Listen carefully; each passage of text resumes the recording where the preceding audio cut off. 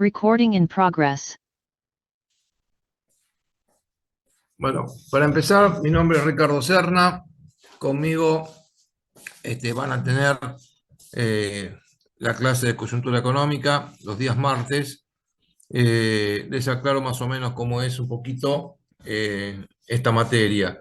Es un curso de macroeconomía aplicada a la realidad argentina y a la realidad internacional. Por lo tanto, vamos a trabajar con algunas herramientas de macroeconomía que vamos a repasar, ya sea de corto como de largo plazo. Lo vamos a ver en esta clase, la clase que viene, y nos vamos a ir metiendo un análisis sectorial de cada uno de los aspectos de nuestra economía. Mientras tanto, van a ir estudiando los días jueves, no, perdón, los días jueves, los días viernes, en la clase presencial, todo el soporte estadístico necesario de herramental de medición para analizar los indicadores económicos del país, para analizar los indicadores demográficos y para analizar los indicadores que hacen los recursos naturales en todo el planeta. Así vamos a ir viendo para todo el mundo, no solamente para la Argentina. La idea es relacionarlo. El primer parcial es bastante largo, se va a tomar casi al final del curso, es decir, lo más importante es el primer parcial en esta materia, con lo cual sugiero que lo sigamos de cerca. Les vamos a subir, apenas el titular apruebe el cronograma, les subo la fecha de los exámenes, lo voy a publicar en el Moodle, así que lo van a ver todos. Y bueno, la clase de hoy es la primera parte, es la de cuentas nacionales. Espero que siga admitiendo gente, porque siguen entrando chicos. En la clase de las cuentas nacionales es la principal herramienta que se utiliza para estudiar la macroeconomía. Por lo tanto, la primera cuestión que tenemos que poner en el curso es analíticamente definir cómo diferenciamos la macroeconomía de la microeconomía, porque son dos conceptos distintos. Técnicamente, la microeconomía lo que tiene por objetivo es estudiar el comportamiento de cada agente económico en forma individual y después lo podemos analizar. Se busca el comportamiento y el análisis para tratar de ver cómo se puede manejar cada uno individualmente. Un empresario, un consumidor, un trabajador, equilibrios de mercado en particular, sectoriales. En cambio, la macroeconomía tiene como objetivo estudiar los agregados macroeconómicos en su conjunto. No un consumidor, sino la función de consumo. ¿Y por qué son distintos? Y porque en economía 2 más 2 no es 4. Los comportamientos agregados son diferentes a la suma de los comportamientos individuales. Es como cuando uno mira un partido de fútbol y agarra un grupo de chiquitos de 5 años, tira una pelota en la cancha y salen todos corriendo atrás de la pelota. No es un equipo. Un equipo funciona con una estrategia, una táctica, una disciplina, un sistema de juego. Bien, esa es la diferencia. Es decir, la macroeconomía tiene comportamientos y conclusiones que no siempre coinciden con la suma de los agregados individuales y por eso se lo estudia por separado. No quiere decir que a veces no coincida, pero la mayoría de las veces les aseguro que no. Y lo hemos pagado caro en la historia económica mundial, sobre todo en algunas crisis como la crisis del 30. A partir de ahí, todos los análisis agregados parten de la macroeconomía. Incluso las distintas escuelas que son antagónicas hoy, que están los monetaristas, los keynesianos, todos hacen macroeconomía. Por lo tanto, la macro es una pieza clave para entender los conjuntos agregados y la principal herramienta para empezar a entender la macro son las cuentas nacionales. Las cuentas nacionales tiene muchas cosas, pero su herramienta principal parte de una, la más importante, que es la definición del Producto Bruto. De acá van a salir la balanza de pagos, el rol del Estado, el gasto público, sector externo, la función de inversión, la función de consumo. Vamos a estudiar todo a lo largo del curso. Cosa que por ahí ya han visto plasmado o en materias anteriores, en macroeconomía sobre todo, pero vamos a verlo aplicado a la práctica. Y sobre todo en cosas que tienen que tienen que ver con nuestro país. A partir de acá, ve que tengo un sorbito de café, tenemos que empezar por definir ¿Qué es lo que entendemos por el Producto Bruto? Que dije que es la herramienta principal de medición, con lo cual empezamos a trabajar. Por lo tanto, vamos a empezar por definirlo. Generalmente, cuando yo le pregunto a mis alumnos qué entienden por el Producto Bruto Interno, me suelen decir que es la producción total de bienes y servicios de un país.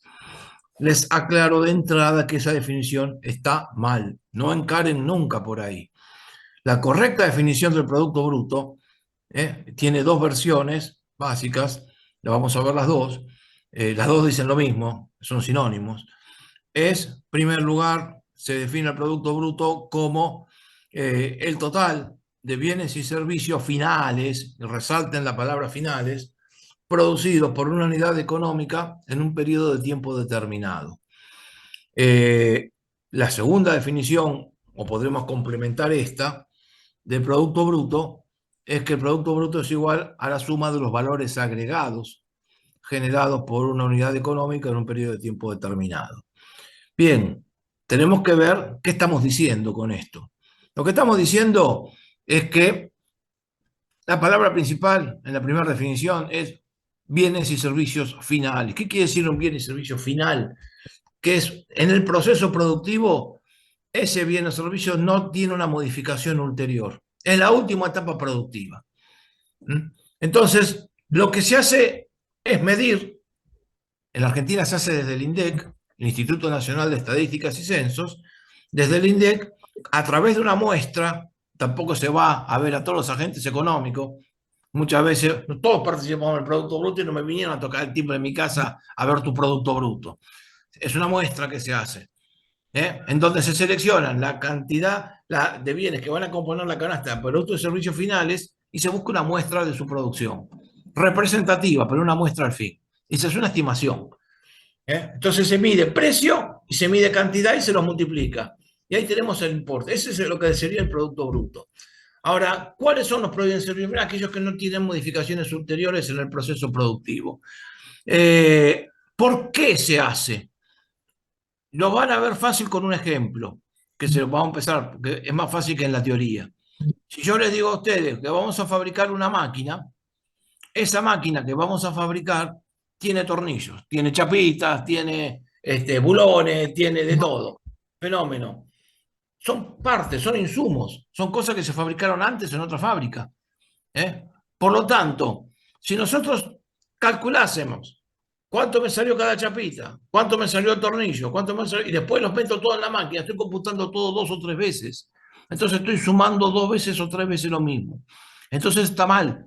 Para poder ver el producto bruto, lo que se hace es ver el producto final, donde ya está todo incluido. Por lo tanto, ahí sí. Ahora, lo podemos ver de otra forma y llegamos al mismo resultado, que es el valor agregado. Yo me puedo meter en cada etapa de la cadena de valor, en la fábrica de tornillos, en la fábrica de chapitas, en la fábrica de todo, hasta que llego a la máquina. Y lo que hago es no contar los insumos y solamente cuento lo que le agrego a los insumos, el valor agregado, ya sea mano de obra, modificaciones, trabajo, mejoras. Eso sumado es el Producto Bruto también. Dan los dos lo mismo, son sinónimos. Llegamos al mismo número. Esto lo publica el INDEC en la Argentina y desde el punto de vista metodológico, se los voy adelantando, desde el punto de vista metodológico se mide en la Argentina cada 3 meses en forma trimestral, pero se les pone en forma anualizada. ¿Qué quiere decir esto? Que si tenemos un Producto Bruto, que yo lo mido para el primer trimestre del 2025, que cerró ayer, aunque todavía no tenemos el número, pues tardan 2 o 3, salen con 2 o 3 meses de atraso el proceso, yo voy a tener un número que sale de esta muestra. Bueno, se multiplica por 4. ¿Por qué? Tenemos 4 trimestres. Siempre se muestra en forma anualizada. Ahora, cuando vayamos avanzando a la clase, se van a dar cuenta de la utilidad que tiene esto. No es que es un capricho. Por lo tanto, si yo quiero saber el Producto Bruto del año 2024, no puedo sumar los 4 trimestres. Lo que tengo que hacer es sacar un promedio. ¿Por qué? Porque está expuesto en forma anualizada. En forma trimestral, pero anualizada. Es importante tener esta metodología. Ahora, el siguiente paso es preguntarnos tres cosas que son las que tenemos que responder en materia de Producto Bruto. ¿Qué produzco? Es decir, ¿qué es lo que voy a hacer? ¿Qué es lo que estamos fabricando? ¿Qué es lo que estamos haciendo en una economía, en un país, en una unidad económica? En segundo lugar, ¿cómo lo uso? Y en tercer lugar, ¿cómo reparto lo que produje? Esas son las tres preguntas básicas que tenemos que respondernos siempre que analizamos cualquier proceso económico. Entonces, para empezar, vamos a dividir la primera pregunta. ¿Qué es lo que produzco? Bueno, la economía argentina produce básicamente un esquema que está dividido en tres sectores. Lo mismo es una metodología que se aplica en todo el planeta, no solamente para nosotros. Sector primario, el sector manufacturero secundario y el sector terciario, que abarca básicamente los servicios. En el sector primario está la agricultura, la ganadería, la minería, la producción de energía, es decir, todo lo que es la infraestructura básica. Son cosas que se extraen del suelo o se extraen de los minerales. Por eso cuando una economía se dedica solamente a la explotación de recursos naturales, se le dice economía extractivista, porque extrae de la naturaleza. A medida que ponemos valor agregado, empezamos a manufacturarla. Entonces, empezamos a ponerle valor. El valor puede ser modificaciones industriales, puede ser agregado de tecnología y de servicios de todo tipo. Entonces, en segunda etapa es cuando se empieza a crear valor sobre esto, es la manufacturera, que básicamente es lo que entendemos por la industria. La industria tiene un montón de clasificaciones y aperturas internas, más o menos, para que tengamos una idea, en nuestro país el sector primario ocupa un 13-15% del PBI, la industria cerca del 20%. El resto son sector servicios, es decir, que prácticamente el 70% de la economía son servicios. Que sea servicio no quiere decir que estemos hablando exclusivamente de servicios públicos. También están los servicios públicos del Estado, pero está un servicio, puede ser de un médico, un servicio de salud, puede ser público-privado, y puede ser un servicio destinado a la producción, servicio de apoyo a la producción, que son los trabajos que hace un ingeniero en una fábrica. O pueden ser servicios, qué sé yo, un paseador de perros. Tenemos un abanico muy grande en todo esto y no todos aportan la misma productividad. Por ejemplo, un investigador del CONICET o del INTI que puede generar un reactor nuclear es tanto servicio como un paseador de perros, cada uno en su lugar. Bueno, para que tengan una idea, la economía mundial viene creciendo en los últimos 50 o 60 años cada vez más en torno al sector servicios y cada vez menos en torno al sector industrial. Cada vez se aporta más mano de obra al sector servicio, cada vez menos al resto. Para que tengamos una idea, hace 150 años la agricultura absorbía el 80-90% del trabajo de una sociedad y hoy apenas absorbe el 2 o el 3 o el 4% y una economía menos desarrollada el 10 o el 11%.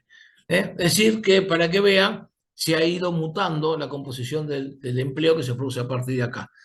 Esto es el primer planteo, que después vamos a analizarlo en las políticas de desarrollo que vamos a empezar a ver la semana que viene. Pero la segunda pregunta que tenemos que hacernos en materia de este Producto Bruto es cómo lo uso. Esto da lugar a una cuestión que se llama la ecuación macroeconómica fundamental, y la vamos a sumar en una ecuación, ahora la vamos a mostrar. Ahora lo defino, empezamos a compartir algunas pantallitas. Eh, yo tengo varios usos que le voy a dar a la producción. La puedo consumir, un bien o un servicio, lo puedo invertir, lo voy a usar para aumentar mi capacidad productiva o para reponer mi capacidad productiva gastada. O lo puedo gastar en consumo público, es decir, lo que hace el Estado a través de determinados servicios, o lo puedo utilizar en el comercio exterior. Estas son las cuatro funciones básicas con las cuales podemos usar el Producto Bruto. Vamos a ver si podemos empezar a compartir alguna pantalla. ¿A dónde la encuentro esto? Acá está.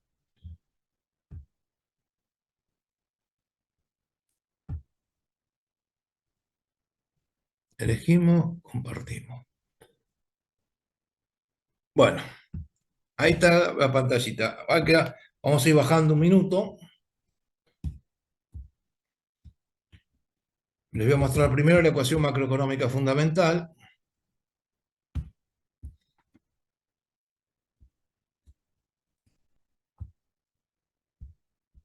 Acá tenemos las cuatro formas que vemos: consumo, inversión, gasto público, balanza comercial. La balanza comercial, sector externo. Son las exportaciones menos las importaciones. Es mi relación con el sector externo. Y a ver si tenemos la ecuación macroeconómica planteada para que la puedan ver. No, yo me pasé de largo. Acá está. Lo que tenemos grisado acá, el producto bruto es igual al consumo más la inversión más el gasto más el sector de balanza comercial.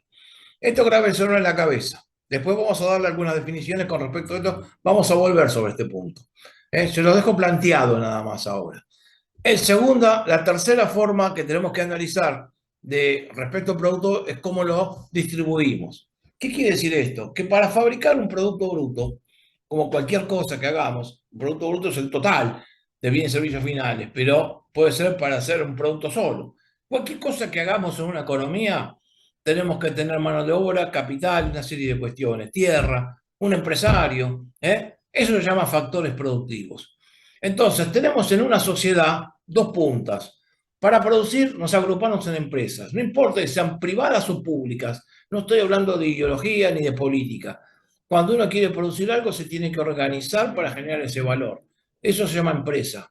¿Eh? No importa la propiedad. Puede ser una cooperativa, puede ser una sociedad anónima, puede ser una empresa pública. Organizamos la producción en una empresa. ¿Con qué organizo la empresa? Con el aporte de los factores productivos. ¿Quiénes son los dueños de los factores productivos? Las familias. Entonces, acá les pusimos un grafiquito que ustedes lo habrán visto en primer año. Se lo voy a simplificar al extremo, después esto se puede complicar. A ver el grafiquito, acá lo tenemos. Esto se llama flujo circular de la renta. Este grafiquito que tienen acá. Y este grafiquito, fíjense que tiene dos etapas: hogares a la derecha, que son las familias, y a la izquierda las empresas. Las empresas van a producir bienes y servicios y se los van a vender a las familias. Entonces tenemos una línea que a través del mercado de bienes y servicios se transa con las familias. ¿Por qué se transa? Porque le venden los bienes y servicios a la familia y las familias lo que hacen es pagárselo con dinero.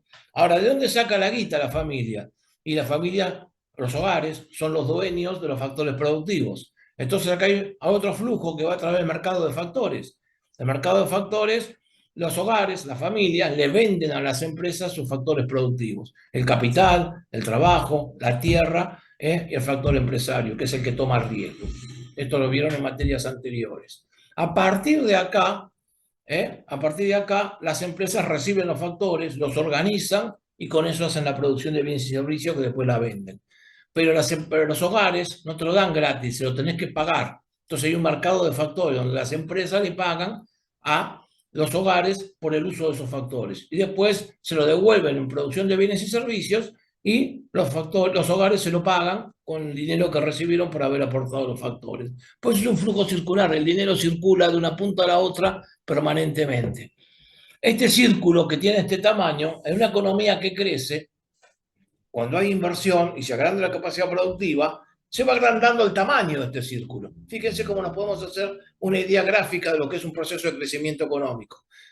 Entonces, y si la economía se está viniendo abajo, el círculo se hace cada vez más chico. Ahora bien, en nuestro país estamos viviendo esta última experiencia hace como 15 años. Ahora bien, esto se lo podría complicar más. ¿Por qué? Porque este flujo yo lo puedo poner por un lado el Estado y por el otro lado el sector externo. Entonces, una parte de los bienes que hacemos acá los mandamos al exterior, son exportaciones, y otra parte de los bienes que vamos a usar acá los traemos de afuera, son importaciones, y ahí tengo que poner mi relación con el sector externo. Fíjense que no se lo puse en el gráfico para que lo entiendan fácil este círculo de la renta, pero también está el Estado. ¿El Estado qué hace? Absorbe recursos con impuestos y después se lo da a la sociedad vía gasto público. Son también un flujo financiero y de prestación de servicios. Ahí tenemos gráficamente de qué estamos hablando cuando nos montamos de esta manera. Ahora bien, cuando nosotros medimos un producto bruto, ya nos metemos más en la parte más técnica, más específica de las mediciones. Cuando medimos un producto bruto, lo que tenemos por delante es un precio que el INDEC lo releva en la calle.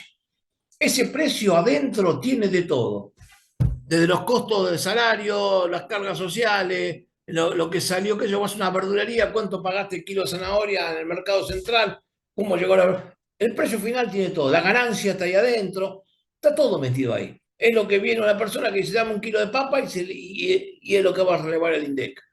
No se fija quién se lleva la guita esa, es lo que se paga, punto. Se multiplica por la cantidad, ahí tenemos lo que voy a medir. Esto es lo que mide el INDEC. No importa si se vendió en blanco o se vendió en negro. Es lo que se mide. No miro nada de todo eso. Es otra cosa. No soy la FIP, soy el INDEC. Estoy relevando la realidad. Es importante relevar la realidad. Ahora bien, por eso no te preguntan nada de todo eso. ¿Qué ocurre con esto?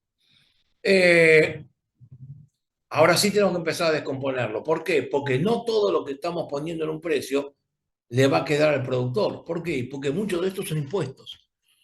De manera que tenemos que diferenciar un concepto. El primer concepto que me decía es el de Producto Bruto Interno del concepto de valor agregado bruto a precios básicos. Son dos cosas distintas. Vamos a ver si lo... Acá se los voy a... Acá está. Acá está el cuadrito. Acá tenemos, esto salió de la realidad. Esto que le pusimos en este cuadrito está medido para hace unos años atrás, pero no importa, porque es ilustrativo. A mí no me importa lo que dice, me importa que vean cómo se pone. No es una clase de historia económica ni de análisis de la realidad actual. Tienen que adquirir las herramientas primero. Entonces acá arriba tengo el Producto Bruto. Lo tengo por trimestre, como les expliqué. Se mide por trimestre. El anual es el promedio. Fíjense, ya está tomado. Ahora, esto, para llegar a lo que es el valor agregado bruto a precios básicos, lo que hace el INDEC es restarle tres componentes en tres líneas analíticas distintas. El primer componente le resta los impuestos internos, los impuestos netos de subsidio, todo lo que tenga que ver con los precios. Acá se pone todas las cosas que estén adentro del precio.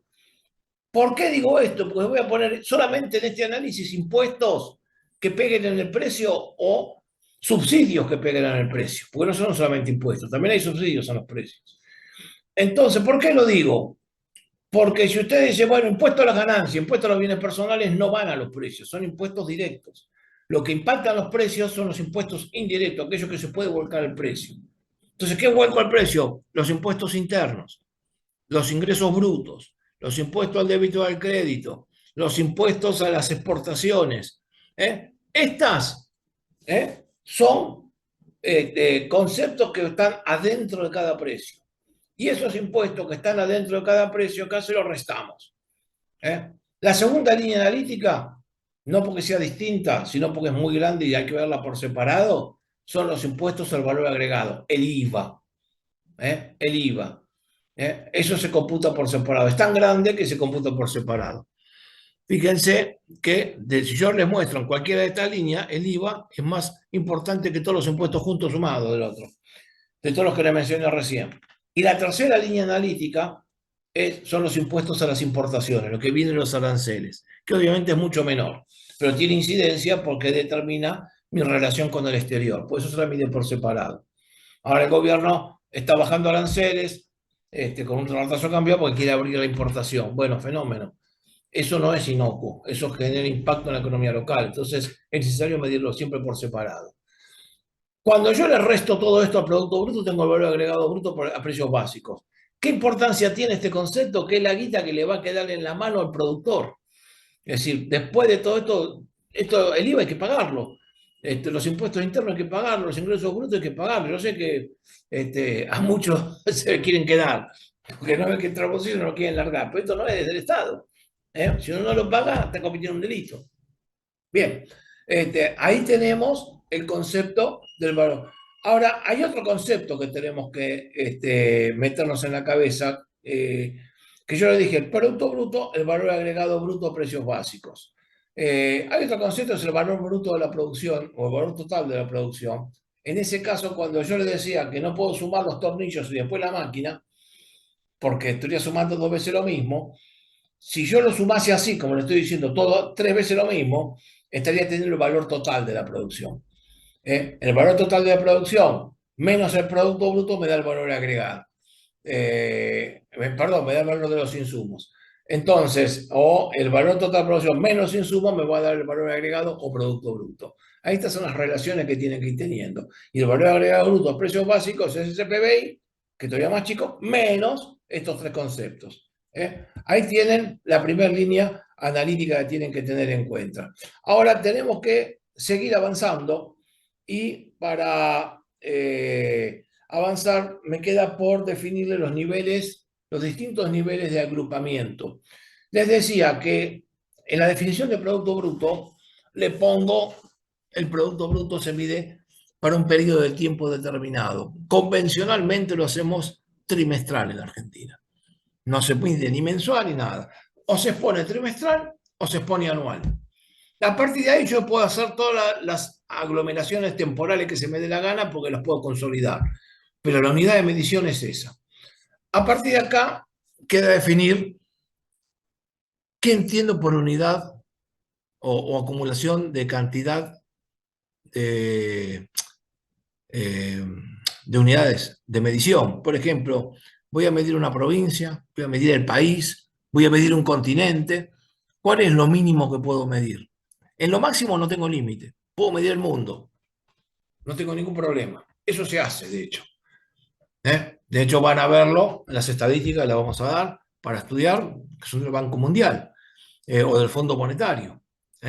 Nuestra contabilidad, como la de todos los países civilizados del planeta, más allá de que estemos de acuerdo o en desacuerdo con este término, están pactadas a través de formas de medición hechas en el Fondo Monetario Internacional. La forma de exposición del sector público, de exposición del Producto Bruto, las metodologías. Todos sabemos, quiero saber lo que pasa en Polonia y no va a ser distinto como lo mido acá. ¿Por qué no? Porque nos pusimos de acuerdo en hacerlo todos juntos. Les aclaro que esto es unos 30 años atrás a esta fecha. Antes era un despelote, cada uno hacía lo que se daba la gana y era muy complicado. Eso se fue homogeneizando. Ahora bien, por ejemplo, cuando yo era estudiante y quería ver el presupuesto, no sé, en Colombia, y tenía una cosa de exposición totalmente distinta al sector público, al de Argentina y al de Brasil, o al de Uruguay, cada uno hacía lo que se le daba. Entonces, eso se homogeneizó. Por suerte nos permite entender mucho más fácil el funcionamiento de una economía de esta manera. No necesitamos un experto por país. Ahora bien, eh, desde el punto de vista técnico, en la Argentina lo máximo que se puede reducir una medición es el tamaño de una provincia. Si queremos hacer el Producto Bruto de la provincia de Buenos Aires, lo vamos a tener. Pero si yo quiero saber el Producto Bruto de Loma de Zamora, el de Almirante Brown, el de Quilmes, no lo puedo tener porque no se mide. En realidad hay herramientas para sacarlo, pero no se ponen. Hace 50 años atrás se medían, ¿eh? Si en vez de avanzar retrocedemos. Pero se medían y se exponían, pero ya se dejó de exponer, no se publica nada. De manera que acá puedo saber por provincia, lo que no puedo tener es la composición interna. Después de esto, por eso lo quería explicar. Yo quiero medir la nación, lo mido. Si quiero medir un grupo de provincias, qué sé yo, la región de Sojera, y voy y busco provincia de Buenos Aires, Córdoba, Santa Fe. Quiero ver Cuyo y me voy a la provincia de Cuyo. Eso lo puedo hacer. Lo que no puedo hacer es meterme municipio por municipio. Bien, quiero saber el continente americano, lo puedo hacer. Quiero saber el Mercosur, lo puedo hacer. Obviamente, después tenemos cómo organizar las monedas, porque yo tengo pesos, los brasileños reales, cada uno tiene su moneda. Bien, eso se puede resolver porque se mide todo en dólares y listo. Lo vamos a ver en esta misma clase eso. Ahora, ¿cómo sigue la película? Ya tenemos definido el Producto Bruto, tenemos las utilidades que le damos, tenemos la forma de medición. Tenemos que poder saber qué utilidades les damos. Yo les dije que al Producto Bruto lo anualizamos y lo expresamos en forma anualizada. ¿Y por qué se hace eso? Para poder hacer análisis intertemporales. En economía y en contabilidad también, cuando uno hace un análisis de serie temporal, se llama análisis horizontal. Cuando uno hace un análisis sobre la estructura porcentual de cualquier base de datos, es como una foto instantánea de lo que está pasando en un momento determinado, eso se llama análisis vertical o análisis de estructura.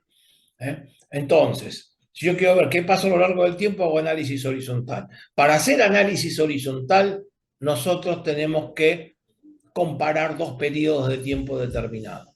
Entonces, yo quiero saber si la Argentina aumentó su producción o su Producto Bruto del 2024 al 2023 o del 2025 al 2024, o quiero compararlo con 20 años atrás, lo que tengo que hacer es un análisis horizontal. ¿Cuál es el Producto Bruto del 24 y verlo contra el 23, por ejemplo?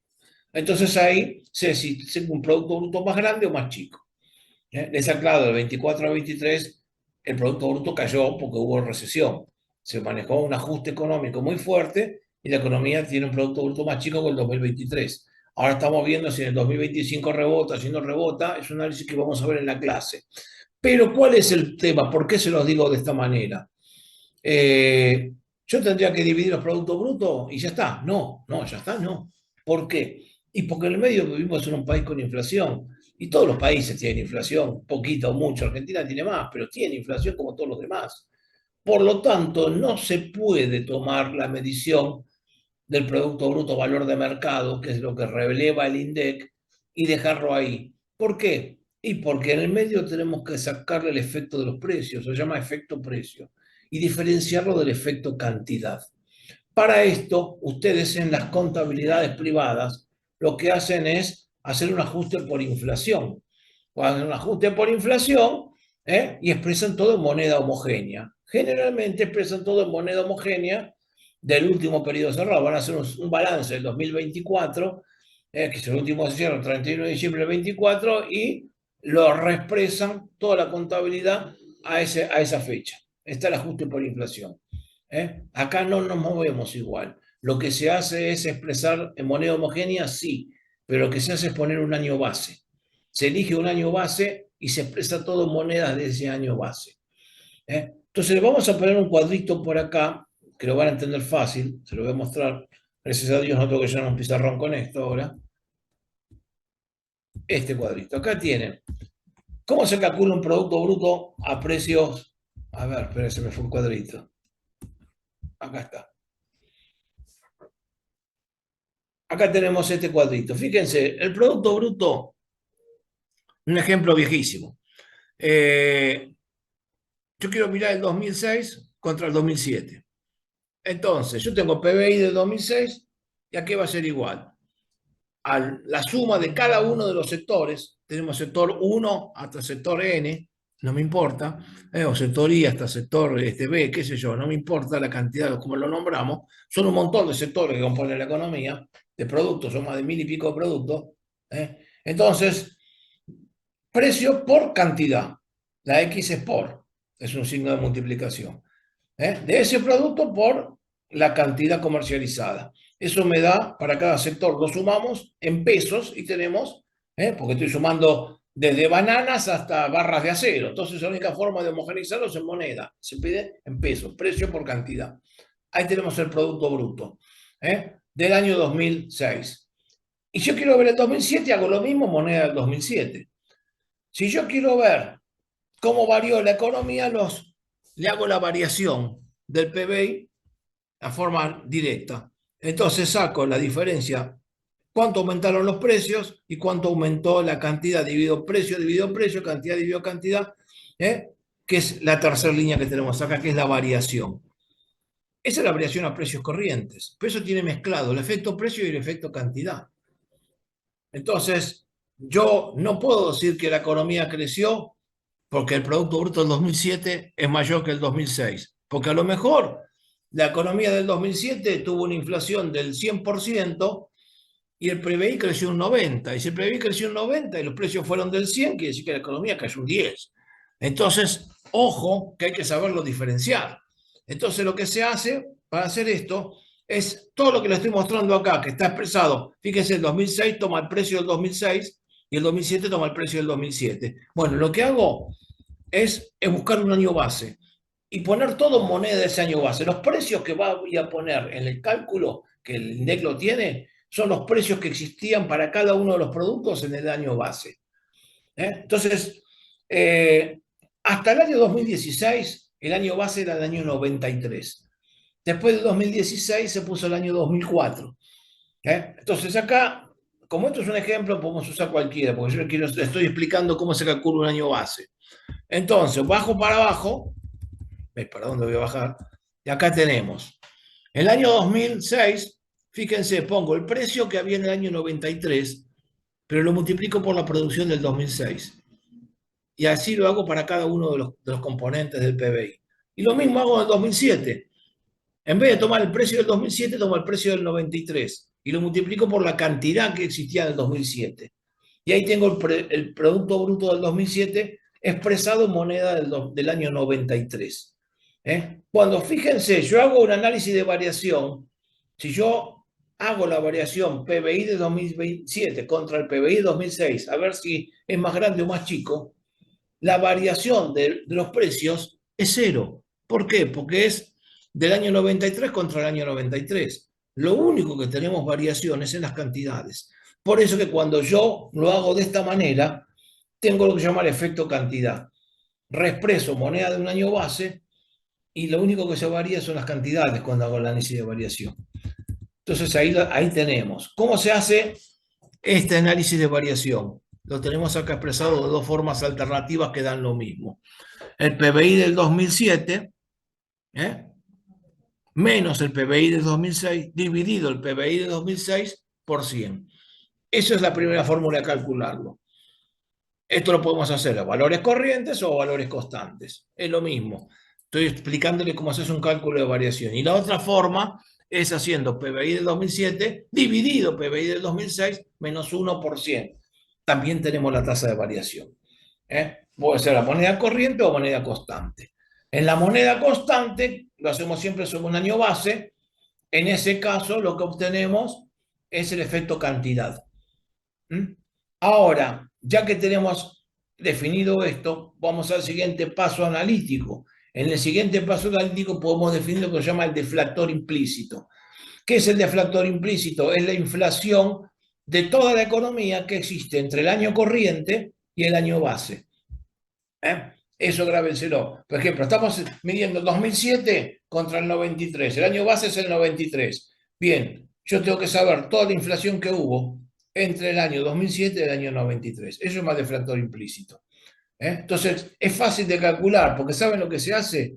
Se agarra el Producto Bruto Interno del año 2007 a valores corrientes, el que sale de la medición de la muestra del INDEC, y lo divido por el Producto Bruto Interno del año 2007, pero a moneda del 93. La diferencia se llama deflactor implícito. Sin embargo, eso me da la inflación que entre el 2007 y el 93 en ese caso. Si yo quiero comparar con el año pasado, no me sirve. ¿Qué es lo que se hace? Bueno, acá le puse un ejemplo de un PBI a moneda constante del 2004, ya como se mide ahora. Esperen que no me cuesta bajar con esto.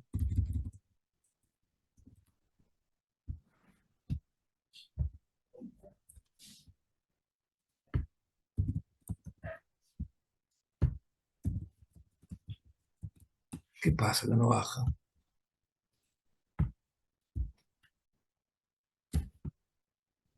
¿De acá? Ahí está.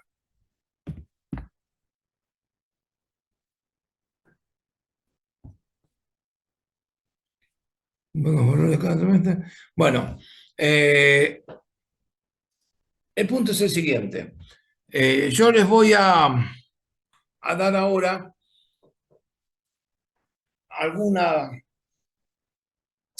una data para manejar el deflactor implícito o la inflación implícita en un periodo y otro. Lo que se hace para diferenciar el efecto precio del efecto cantidad es agarrar la variación total de un año, tomo la variación a valores corrientes del 2007 contra el 2006, con la inflación, con todo adentro, y eso me da la variación total. Ahí tengo todo, los precios y la cantidad. Entonces eso es la tasa de crecimiento nominal que hubo del PBI.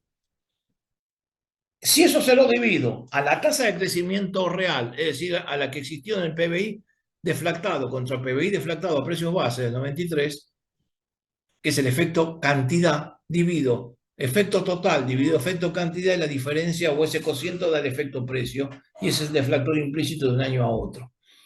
Después fíjenselo y léanlo tranquilo. Es muy fácil de entender. Por el otro lado, cuando yo voy a analizar si la economía creció o no creció dentro de un año determinado, por ejemplo, ahora terminó el primer trimestre del año 2025. Ayer terminó, 31 de marzo. Entonces, yo quiero saber si en el primer trimestre crecí o no crecí. Es la primera pregunta que se va a hacer cualquier economista y le van a preguntar a cualquier economista. Uno estaría tentado a agarrar y decir, y voy a compararlo contra el último trimestre del 2024, el anterior. No, no se hace así. No incurramos en ese error. ¿Por qué? Por una cuestión sencilla. En economía existe un fenómeno que se llama estacionalidad. La estacionalidad hace que los trimestres tengan características económicas distintas dentro de un año. Si yo le digo el Producto Bruto de la ciudad de Mar del Plata es 100.000 millones de dólares, pues estoy inventando algo, en el mes de enero, y después lo voy a medir en el mes de abril, y en el mes de abril y me va a dar 5.000 millones de dólares, el 95% menos. ¿Y por qué? Pero porque la gente no está de vacaciones en abril. Entonces hay un fenómeno que es estacional. Lo mismo pasa en marzo con la venta de escuela, lo mismo puede pasar con los huevos de Pascua, lo mismo puede pasar con la vacación de invierno. Esto cambia todo el tiempo, pero es muy marcado, pero en todo, de la venta de manzana, con la venta de tomate, con el consumo de agua, con el consumo de brócoli, cualquier cosa está estacionalizada, porque depende de las estaciones, muchos de estos consumos. Qué sé yo, ahora en el verano la gente se le ocurre comer pechuga de pollo. No me pregunten por qué. La gente come pechuga de pollo, sobre todo las mujeres.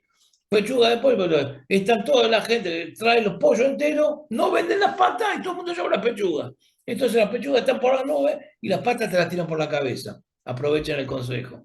Eso sí, ahorra plata, pero funciona así, es estacional, una cuestión que tiene estas tendencias. Por lo tanto, en economía tenemos que saberlo sacar del análisis esto, diferenciarlo. Y eso es lo que hay que aprender a hacer. Entonces, si yo quiero saber si en el primer trimestre, por eso se anualiza, hay bien por qué se anualiza el Producto Bruto, se lo muestra anual. Yo quiero ver el primer trimestre del año 2025, si creció o no crecí, y ¿saben contra qué tengo que compararlo? Contra igual periodo del año anterior, contra el primer trimestre del 2024. Entonces, los dos están anualizados, hago un análisis de variación a moneda constante y saco el efecto cantidad. Y ahí digo si crecí o no crecí. Obviamente el Producto Bruto del 25 contra el 24 todavía no está porque cerró ayer. Dentro de 2 meses, en junio, por ahí, hasta que termine el trimestre, el cuatrimestre nuestro ya lo tenemos publicado. Entonces no está. Es probable que sea levemente superior o quede muy cerquita de ser superior o levemente inferior. Ahora, ahí yo no tengo en cuenta la estacionalidad. Siempre se compara contra igual periodo del año anterior. Grábenselo en la cabeza, funciona así. Por ejemplo, quiero ver el consumo de este trimestre y yo les aclaro que ya viene un 16% abajo de igual trimestre del año pasado. ¿Por qué? Porque salió publicado, eso se mide separado. Pero porque vienen las estadísticas de los supermercados. Ahora, después vamos a hacerle un análisis complementario. Porque yo les podría decir a ustedes, ¿es posible buscar una forma de medir contra el trimestre anterior? Sí, es posible, chicos, se puede hacer. ¿Cómo? Y manipulando la estadística para sacar el efecto de la estacionalidad. Es decir, la estacionalidad se la puede correr en la medición. Hay técnicas que nos permiten esquivar el problema de la estacionalidad. Se llama desestacionalizar la serie o planchar la serie. No es dibujar la estadística, es quitar el efecto de la estacionalidad. Es muy importante, chicos. Fíjense, el INDEC, cuando publica el índice de precios al consumidor, los divide en tres precios. Los índices de precios núcleo, los estacionales, fíjense, el precio del tomate es estacional, por ejemplo, y los precios regulados. Si yo quiero ver lo que tiene la gente en la cabeza cuando remarca, y miro los precios núcleo. ¿Por qué? Porque no están influenciados por la estacionalidad. Porque la estacionalidad, ahora está lloviendo, no salen los camiones y no llega el tomate ni la papa. La papa también subió de precio. ¿Por qué? Y porque se inundó Balcarce. Y no salió el camión, subió el precio de la papa. Es estacional. La temporada de lluvia te sube los precios de las verduras. Y los precios regulados los define un funcionario. Eso no depende de la tendencia. Entonces se miden por separado los precios núcleo. Bien, eso lo van a ver con el profesor Nicolás. No sé si no empieza el viernes por esto. Es decir, que es un tema que es de mucha utilidad para todos los días, pero lo importante es saber cómo manejar la desestacionalización. Hay dos métodos. Un método se llama promedios móviles y otro método se llama ARIMA. Son métodos estadísticos. Si tuviésemos tiempo y ustedes estuviesen estudiando otra carrera o esta fuese otra materia, se los explicaría. Pero les digo muy someramente, el INDEC usa el método ARIMA. Y ustedes no se preocupen por calcular la desestacionalización, porque el INDEC la calcula por ustedes. Ya sale publicada la serie desestacionalizada, de manera que no tienen que calcularla por su cuenta, pero tienen que saber cómo se hace. Y el método promedios móviles también les puede servir, no es el que usa el INDEC, pero les puede servir de mucho. Un promedio móvil es planchar una serie. ¿Qué quiere decir? Yo tengo 12 meses y quiero expresar el mes de junio. El mes de junio es el promedio de los 6 meses anteriores y de los 6 meses posteriores. Y el de julio, y arranco un mes para adelante y corro toda la serie 6 meses para atrás, pero del mes siguiente empiezo a contar. Entonces se va corriendo y eso me plancha el efecto de la estacionalidad. Se me va dejando solamente el efecto de la tendencia a largo plazo. Si quiero medir una tendencia de un ciclo a 60 meses, el promedio medio lo hago 30 para adelante y 30 para atrás. Si yo quiero medir una tendencia tecnológica a 50 años, lo hago 25 años para adelante o 25 años para atrás. Y con eso puedo medir tendencias de corto, mediano y largo plazo. Así es como funciona. El ARIMA se puede usar para desestacionalizar también, pues también se puede utilizar para ver tendencias. Entonces, ¿qué se hace? En la Argentina se mide el Producto Bruto Desestacionalizado también. Ese Producto Bruto Desestacionalizado que se mide en la Argentina me permite comparar el primer trimestre del 25 contra el último del 24, por ejemplo. Y no necesariamente dan lo mismo, chicos. Si yo les dije que el consumo cayó un 16% y yo tiro la serie desestacionalizada y lo miro contra el último trimestre del 24, y a lo mejor me encuentro que en vez de caer un 16% cayó un 1%, o creció. No necesariamente tiene que dar lo mismo. ¿Por qué? Porque si yo comparo un trimestre contra el último trimestre del año pasado, el primer trimestre del año pasado contra el primer trimestre de este año, me está diciendo que este año estoy un escalón 16% abajo a lo mejor. Pero guarda que a lo mejor se está revirtiendo la tendencia. Si yo me miro desestacionalizado contra el último trimestre, me está demostrando que la caída se desaceleró porque solamente cayó un 1, o mejor se revirtió porque crecí. Entonces, hay que combinar los dos análisis, son complementarios y tiene mucha utilidad complementarlos. Si no hay que hablar de más con estadísticas sueltas, hay que tratar de ver todas las herramientas, juntar todos los componentes de información posible antes de abrir la boca. Les digo porque a ustedes le van a preguntar por su profesión, a todos los que estamos en profesión económica, nos preguntan de esto todos los días. Y tenemos que saber que no basta con una estadística, hay que ver todo el panorama completo. Son complementarias, no compiten. Se utilizan las dos. Y se utiliza la tendencia también, que es ver si esto se produce en un proceso a largo plazo de expansión o de contracción. Bien, ya que les expliqué cómo funciona la desestacionalización, nos da la posibilidad de comprender, acá le publiqué series, con todo lo que es la serie desestacionalizada, cómo se analiza. Acá tienen una exposición, el Producto Bruto a largo plazo, ¿no? Del Producto Bruto Interno desestacionalizado y un análisis de la tendencia, con graficado y todo. ¿Eh? Ahora bien, me interesa mostrarles un concepto que sale de comprender qué son las series desestacionalizadas. El concepto con las series desestacionalizadas, acá lo tenemos, es lo que se llama el efecto arrastre, chicos. El efecto arrastre. El efecto arrastre, a ver, tenemos dos métodos para calcularlo, a ver si no estamos bien. El efecto arrastre se puede calcular cuando ya tenemos calculado el Producto Bruto en forma desestacionalizada. Y ojo que es un efecto que sirve para todo. Se sirve para estudiar los precios también. Si yo quiero ver una tendencia inflacionaria, puedo aplicar esta misma técnica si tengo la información. Es decir, el efecto arrastre tiene dos métodos de cálculo. Yo agarro cuánto da el Producto Bruto trimestral de cada trimestre del año 2024, y lo sumo, perdón, y después lo divido por 4, saco el promedio. Eso me da el anual. Ahí tengo el anual entero. Pero también lo tengo para el primero, segundo, tercer y cuarto trimestre. ¿Cómo se calcula el efecto arrastre? Tomo el tamaño del PBI en el último trimestre y lo divido, o le saco su coeficiente, su cociente, sobre el promedio anual. Ese resultado que me da, supongamos que me da ese resultado 1,05, eso quiere decir que el efecto arrastre de la tendencia de crecimiento económica mínimo va a ser de un 5% para el año siguiente. Es decir, el año siguiente yo lo arranco con un arrastre, por un envión. Esto, a ver, ¿cómo les podía explicar? Es como cuando uno viene manejando un auto.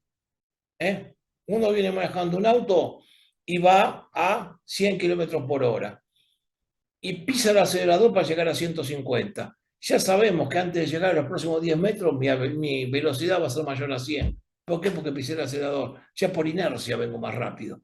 Entonces, ese es el efecto arrastre. Lo mismo pasa si lo tengo que frenar. Si yo quiero frenar una economía que va a 100 kilómetros por hora y no la voy a frenar en 24 horas, va a seguir de largo. ¿Por qué? Porque tiene inercia. Lo mismo pasa con la inflación y los precios y las expectativas.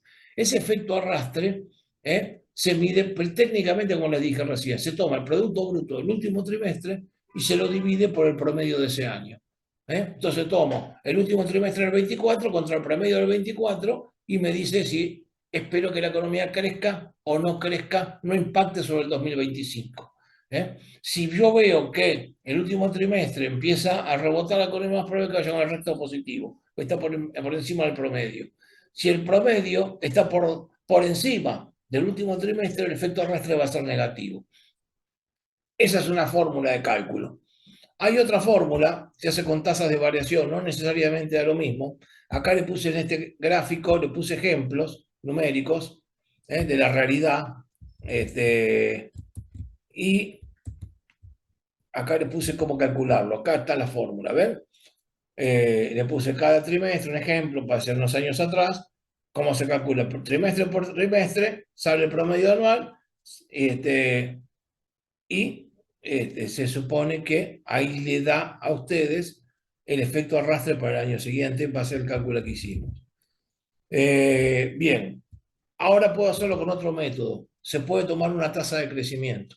Se fija uno cuál es la tasa de crecimiento que viene atrayendo la economía durante el año anterior. Por ejemplo, en este caso es el 2018, pero puede ser el 2024 contra el 2023. Entonces, yo me fijo que el 2024 tuvo una tasa de crecimiento determinada, 1%, 2%, 3%, y lo saco en promedio. Les aclaro que los tasas de crecimiento no se promedian en forma aritmética. Si yo un año, un trimestre crecí un 2% y al año siguiente, al mes siguiente crecí un 3%, no es 2 más 3 dividido 2 el promedio, es 1,02 por 1,03, y si quiero saber el promedio tengo que elevar a la 1 sobre 2.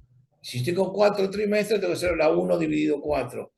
a la raíz cuarta. Así se calculan las tasas promedio de crecimiento. Entonces, si yo tengo una tasa promedio de crecimiento para un año, lo que hago es tomar la tasa de crecimiento del último trimestre y la comparo contra la tasa de crecimiento del año. Si es mayor, el efecto arrastre es positivo y si es menor, el efecto arrastre es negativo. No siempre da lo mismo porque se hacen sobre bases numéricas diferentes, pero conviene utilizar los dos métodos para saber entre qué y qué nos vamos a mover. Generalmente tienen diferencias de guarismo, pero no de tendencia. Las dos son positivas, las dos son negativas. Bien, acá tienen ya planteada las distintas formas de hacer las mediciones del Producto Bruto, manera de poder hacer un análisis de tendencia o un análisis horizontal.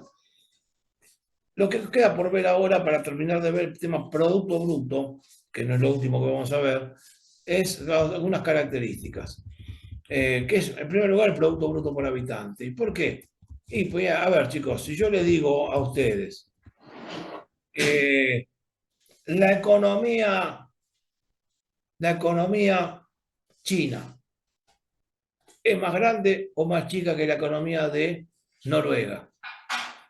Y todos me van a decir que es más grande. China, si no es el primer país del mundo en materia de tamaño económico, le pegan el palo. Depende cómo lo midamos.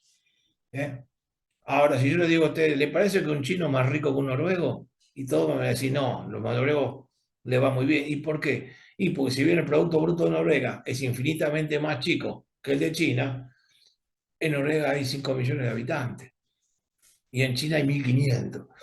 Entonces hay una pequeña diferencia. Por eso es que se hace el análisis del Producto Bruto per cápita, Producto Bruto por habitante. En Argentina también se utiliza, porque nos dice a cuánta riqueza podemos acceder que se agregue por año en la economía. Entonces, si el Producto Bruto per cápita está creciendo, en promedio el argentino, en promedio no quiere decir que esté bien distribuido, en promedio el argentino está mejor. Ojo con los promedios, chicos, ojo con los promedios. Si yo les pregunto a ustedes cuántos agujeros tienen en la nariz en promedio, y no es convence el error de decirme tenemos 2, porque en promedio tenemos 1. Entonces, entre la realidad y la estadística hay una diferencia. En promedio es una cosa. Para eso se estudia la distribución del ingreso. Porque yo tengo un promedio alto y se lo llevo a toda una sola persona, no es un indicador de la realidad. Pero es una primera aproximación. Entonces, el Producto Bruto per cápita es el Producto Bruto que nosotros medimos como por medio del año dividido el promedio que hay en la población. Después en la clase de demografía, van a tener una clase para esto especialmente, se les va a explicar cómo se calcula la población de un país año por año. Porque la población se mide cada 10 años. Entonces, para saber la de cada año hay que hacer una proyección. Se llama proyección intercensal. Eso lo van a ver con el profesor Nicolás. Hay una clase que va a muchas más cosas de población, no solamente esto. Entonces, la primera línea analítica es que el Producto Bruto per cápita es el Producto Bruto en pesos dividido la población. Puede ser a valores corrientes, puede ser a valores constantes, eso es lo de menos. Vamos a usar lo que más nos sirva en cada caso. Primera línea analítica. Esto me permite hacerlo para todos los países del planeta también. Ahora, ¿qué pasa? El resto de los países no tienen la misma moneda que yo, tienen otra moneda. Por lo tanto, tenemos que buscar una forma de homogeneizar las mediciones. Por eso le dije al principio de la clase que para homogeneizar las mediciones, en general lo que hacemos es medirlo en dólares. Nos guste, no nos guste, no es un tema de gusto. Bien, acá le puse un grafiquito del Producto Bruto per cápita en Argentina, del 2010 en adelante, y fíjense cómo no para de caer. ¿Por qué? Y porque la población sigue creciendo y la economía no crece. Por eso que estamos tan frustrados y estamos con tanta bronca encima en el país. Bueno, desaclaro que no es un problema exclusivo de Argentina. En general, la mayoría de Occidente está en la misma situación. Ahora, para poder hacer comparaciones internacionales del PBI, lo que se hace es 3 métodos. Se lo mide en dólares, se mide en dólares per cápita, que es lo mismo, y se lo mide en PBI per cápita en dólares valuados a valor PPP. PPP quiere decir Power Purchasing Parity. Ahora les voy a explicar. En primer lugar, el PBI en dólares. El PBI en dólares, agarramos el PBI del país y lo dividimos por el tipo de cambio promedio del periodo. Entonces ahí tenés, ¿por qué? Y porque el PBI es un promedio de mediciones de un periodo. Tenemos que usar el mismo criterio para el dólar. Entonces no nos sirve tomar el dólar de fin de año, nos sirve tomar el dólar promedio. Entonces ahí tenemos el PBI en dólares. Si hacemos lo mismo con los brasileños, que miden el PBI en reales, y lo dividimos por el precio del dólar, tenemos el PBI de Brasil en dólares. Y ese sí lo puedo comparar con el PBI de Argentina. Ahora, eso me da el tamaño de las economías en moneda homogénea. Fíjense que Brasil es, para que ustedes tengan una idea, en total es la octava economía del mundo. Ahora, si me preguntan si un brasileño es más rico que un argentino, y no. El brasileño tiene un menor PBI por habitante que un argentino. Medido en dólares. Para eso lo que se hace es, después se lo divide por la cantidad de habitantes. En dólares per cápita. Es el otro criterio. Todo esto se publica por el Banco Mundial. Hay estadísticas que ya está todo calculado, pero y se las van a usar mucho en para el segundo parcial, que vamos a hacer un análisis de la economía mundial. Vale, lo vamos a hacer juntos, porque lo tienen que ver conmigo en esta comisión. Y el PBI per cápita en dólares valuados a niveles PPP.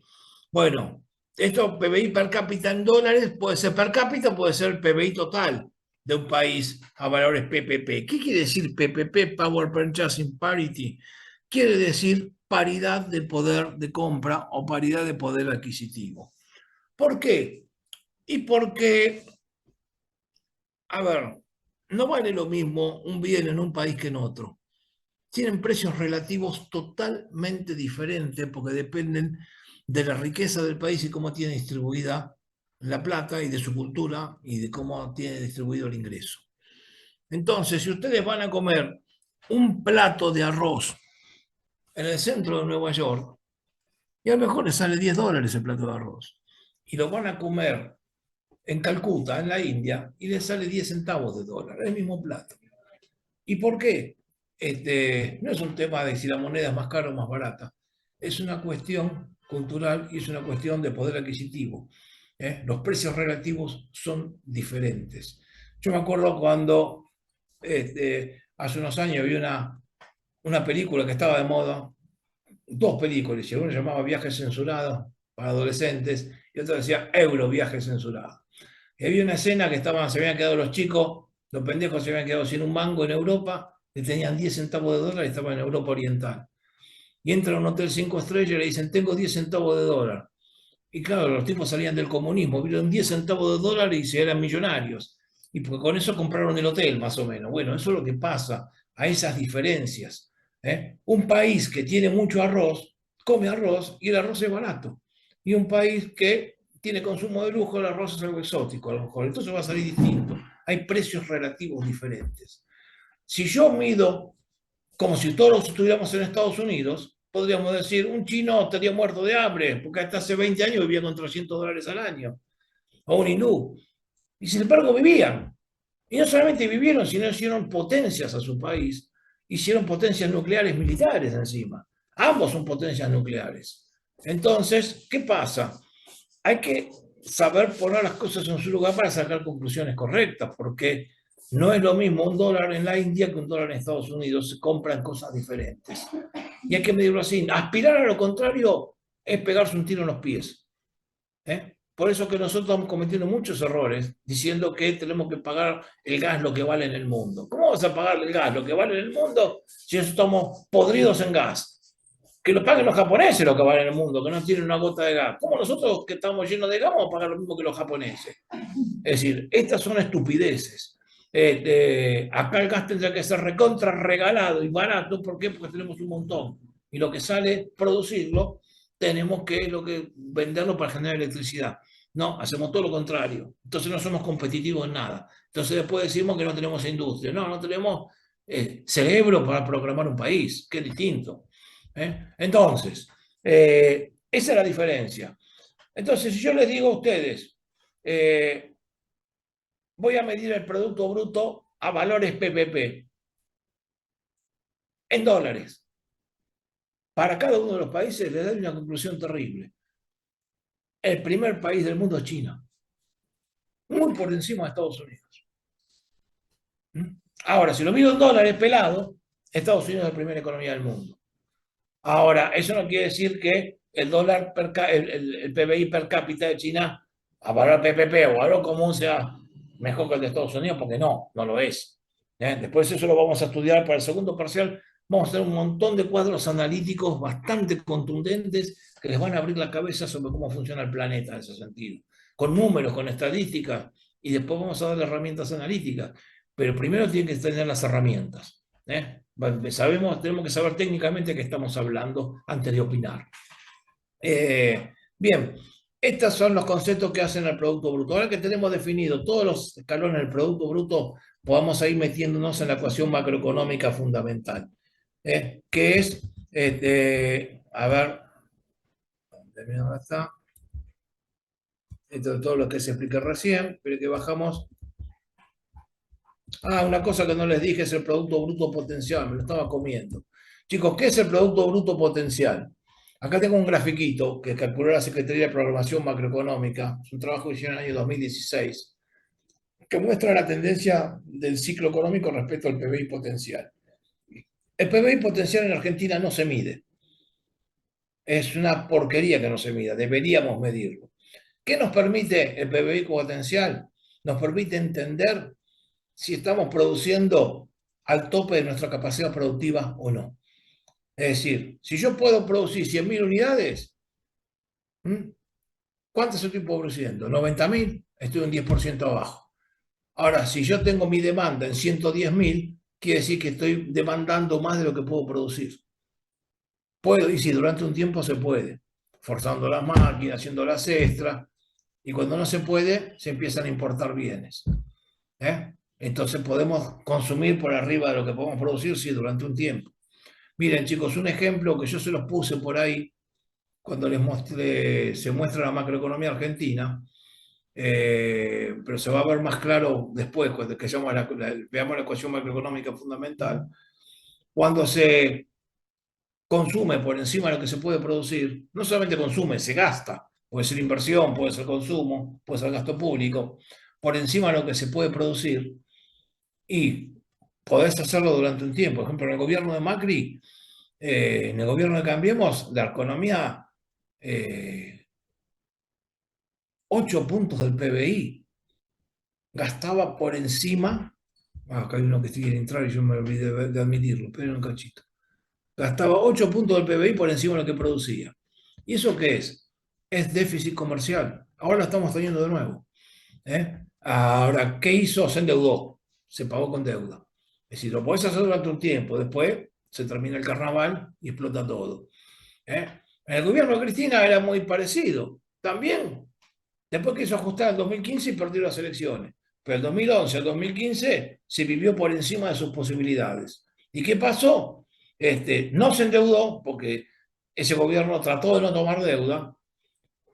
Sí, técnicamente se endeudó internamente con el Banco Central porque emitía dinero, eso lo vamos a ver después, pero no tomó deuda con los bancos ni con el exterior. Al revés, se desendeudó, pero liquidó las reservas. Entonces perdimos el poder estratégico de tener capacidad externa propia. Es decir, tiene consecuencias no respetar el PBI potencial.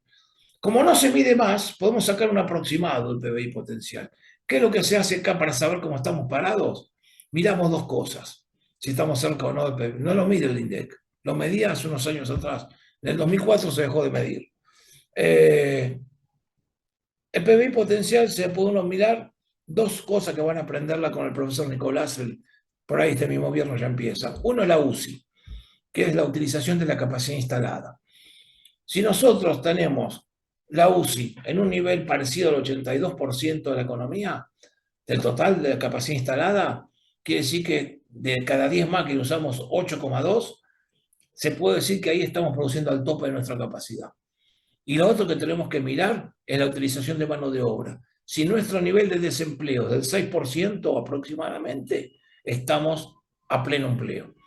¿Por qué? Porque uno nunca tiene desempleo cero. Eso no existe, porque alguien siempre está cambiando de trabajo.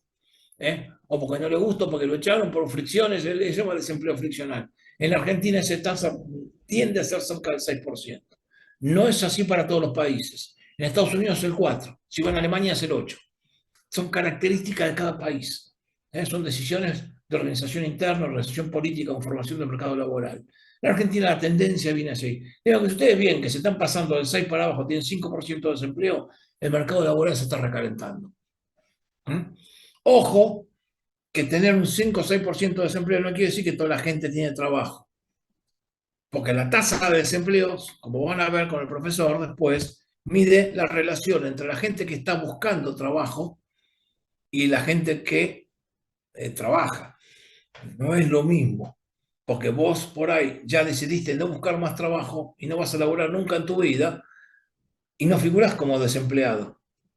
¿Por qué? Porque no estás buscando trabajo, solamente se mide el que busca trabajo. Entonces por ahí tenemos el 50% de la gente sin laburar y la tasa de desempleo está al 6%. Y porque la mayoría de la gente ya ni buscó trabajo, quedó excluida. Y eso se llama pobreza estructural. Y de eso tenemos un montón en la Argentina. Y tiene incidencia en la tasa de crecimiento, como vamos a ver dentro de un ratito en la clase, en esta misma clase. Por eso es importante el PBI potencial. Me dice cuando estoy parado. Para que ustedes tengan una idea, se publicó la semana pasada, la UCI en la Argentina está en el 48%. ¿Qué quiere decir? De cada 10 máquinas estamos usando 4,8. Estamos lejísimos del nivel de PBI potencial. Y esto es un tema que vamos a ver la clase que viene, cuando veamos crecimiento económico, en qué se trata. ¿Por qué? Y porque cuando uno crece económicamente, lo que hace es ampliar el PBI potencial. Entonces, si yo acá me aumenta el PBI porque me reactivé, no necesariamente quiere decir que estoy creciendo. Estoy creciendo, si tenía 10 máquinas, habría que tener 12. Pero si yo tengo 10 máquinas y estoy usando 4 y ahora estoy usando 5, estoy recuperando capacidad instalada. No estoy aumentando mi capacidad productiva. No crecí, mi economía no es más grande. Está recuperando el tamaño que tenía antes. Bueno, vamos por partes. Vamos de nuevo ahora sí para ver la ecuación macroeconómica fundamental. Acá se la dejo replanteada. El PBI es igual al consumo, más la inversión, más el gasto público, más la balanza comercial. Bien, acá tenemos todo bien definido y en base a esto tenemos que hacer algunas definiciones terminológicas. La primera definición terminológica es que todo está del lado derecho, consumo, más inversión, más gasto público, más exportaciones menos importaciones, es decir, balanza comercial, que también se llama XN, eso se llama demanda agregada, de manera que el PBI siempre es igual a la demanda agregada. No hay forma que dé distinto. Primera definición conceptual. Segunda definición, dentro de la demanda agregada tenemos dos conceptos. Uno que se compone por componentes internos de la demanda agregada. Estos son el consumo, la inversión y el gasto público. Y uno es un componente externo, la balanza comercial. El primer componente, consumo más inversión más gasto público, lo vamos a llamar absorción o absorción interna. Y el segundo, que es la balanza comercial, lo llamamos balanza comercial o absorción externa. Entonces, la demanda agregada es igual a la absorción más la balanza comercial. Acá lo tenemos definido, lo tenemos plasmado. ¿Por qué se lo digo? Porque si yo tengo un tamaño de PBI que no crece y tengo que aumentar mi saldo de balanza comercial, por ejemplo, porque tengo que pagar la deuda externa, tengo que generar más dólares y tengo que exportar más de lo que importo para poder pagar la deuda, la única forma es bajar mi absorción. ¿Y eso qué significa? Ajuste. Entonces, fíjense cómo esto le empiezan a enseñar a ustedes estas relaciones que escuchamos y vemos todos los días. No se compren tampoco que la única forma de pagar es con ajuste. ¿Por qué? Y porque si nosotros hacemos crecer el PBI y el PBI crece, podemos aumentar la absorción a una tasa menor de lo que expandimos al PBI y el resto del crecimiento lo destinamos al pago de la deuda. Es decir, se puede hacer compatible. Y la otra es renunciar a crecer y achicar todo para abajo, como estamos haciendo ahora. Bien. Bueno, la otra definición importante es la de oferta y demanda global. No sé si la puse en el cuadrito. Acá está. Si yo tomo el PBI y descompongo la balanza comercial entre exportaciones e importaciones, A las exportaciones las llamo X, a las importaciones las llamo M. Entonces, lo que hago ahora es, paso las importaciones sumando del lado del PBI. Me queda PBI, que lo pongo con Y, más M. Eso se llama oferta global. ¿Qué explica la oferta global de una economía? La composición de la oferta de bienes internos, producidos adentro, bienes y servicios, el PBI, y la composición de bienes externos, los bienes importados. Es decir, de una oferta global, no sé, de 900.000 millones de dólares, 800.000 son internos, 100.000 son externos. ¿Qué quiere decir? Que importo 100.000. Y después saco los porcentajes. Y después tengo lo que se llama la demanda global, que es la diferencia entre la absorción, con consumo, inversión y gasto, más las exportaciones. Es decir, ¿qué es lo que compone mi demanda? Y lo que absorbo dentro de la economía, más lo que absorben afuera, lo que mando, los bienes que mando afuera. Son analíticamente categorías muy útiles para entender. Además, acá le pongo un montón de cuadritos donde lo van a poder ver con datos de la economía real de hace unos años atrás, pero sirve porque la idea es que entiendan cómo funciona. Demanda global, oferta global, para cada año ven la tendencia y las composiciones porcentuales. Bien, acá tienen cómo está. Fíjense los componentes, ves que tienen importaciones, PBI. En cuanto, todo grafiquito, ¿ven? La composición de la demanda, ahí tienen qué es el consumo, qué es el gasto, ¿no? Para que vayan teniendo una idea. Para que vean, bueno, acá la demanda global es más demanda agregada, quiero explicarle. A ver, acá está la composición de la demanda agregada. Acá tienen con la demanda agregada, cómo se compone. Lo mismo, el mismo análisis, pero para la demanda agregada. En general, para que ustedes tengan una idea, la demanda agregada del 70% es consumo, más o menos entre un 15 y un 20 es inversión, un 13% es gasto público, la diferencia es sector externo, que nunca es muy grande porque el sector externo es diferencia entre exportaciones e importación. Y esto fluctúa entre un 1% del PBI y un 7-8% en un momento determinado, que puede ser déficit o superávit, puede ser positivo o negativo. Y eso después va compensándose con el resto. Ahora bien, todo lo que vimos acá, todo lo que vimos hasta ahora, son en todos los casos identidades económicas. ¿Qué quiere decir? Siempre va a dar. Yo sumo el resto y me va a dar igual, porque estoy midiendo algo que ya pasó. Ahora, cuando yo tomo decisiones para ver qué va a pasar en la economía, si no fuese ministro, o no, soy una empresa multinacional o un banco que tiene que tomar una decisión sobre qué va a pasar en la Argentina, si me quedo o no acá, y tengo que ver qué pasa con el consumo, con la inversión, un montón de cosas. Tengo que proyectar el análisis, tengo que proyectar escenarios. Se llama, en macroeconomía no, pero en la administración de empresas se llama escenario planning. Entonces, tenemos que ver un escenario, mostrarlo en nuestra cabeza, tenemos que modelizar. Por lo tanto, lo que tenemos que hacer es tratar de razonar cómo pensamos que van a funcionar estos agregados macroeconómicos. Entonces, vamos a tomar cada uno de los componentes de la demanda agregada y vamos a ver de qué dependen, cuáles son sus funciones. Estamos siguiendo un modelo que se aplica para países como América Latina. Por ahí, si queremos aplicar esto en Estados Unidos, no funciona necesariamente igual. Pero acá en América Latina, esto que les vamos a enseñar funciona bien, sobre todo en Argentina. Entonces, vamos a definir el consumo. ¿De qué es? El consumo es una función. ¿De qué va a depender la función de consumo? El consumo va a crecer o va a bajar, depende de lo que pase con las variables independientes que lo explican. ¿De qué va a depender la función de consumo? Acá la tenemos en un grisado. Va a depender del ingreso disponible, ahora les explico qué es, va a depender de la tasa de interés real, ahora les explico qué es, y va a depender del ingreso disponible esperado. Le puse una estrellita arriba para que les quede claro qué quiere decir esperado. Quiere decir lo que yo espero que ocurra con el ingreso disponible en el futuro. ¿Qué es el ingreso disponible? Es el producto bruto, pero la parte del producto bruto que a mí me va a quedar viva en el bolsillo para gastar. Es decir, ya habíamos calculado una vuelta al principio de la clase el valor agregado bruto a precios básicos, donde yo le bajaba un montón de impuestos, pues esos son todos impuestos indirectos. Eso no es el ingreso disponible. ¿Por qué? porque falta computar también los impuestos directos que yo pago. Si yo tengo un producto bruto del precio me queda eso, pero después del precio viene y me sacan ganancias, y después sacan bienes personales, me cobra el inmobiliario. Es decir, hay un montón de guitas que me siguen sacando. Entonces, va a ser más chico. Pero también hay cosas que me suman. ¿Por qué? Porque el Estado, de todos esos impuestos que cobró, una parte me las gasta para darme una jubilación, para darme una pensión, para darme un subsidio de combatiente de Malvinas, para darme una beca, o me subsidia la educación de mis hijos. No se piense que porque no lo vean, no les subsidian cosas y no es parte de su ingreso disponible. La gran mayoría de los alumnos que llegan a una universidad pública, como la que estamos acá, vienen de colegios privados. Yo les pedía que levantan la mano, más de la mitad estudiaron en un colegio privado.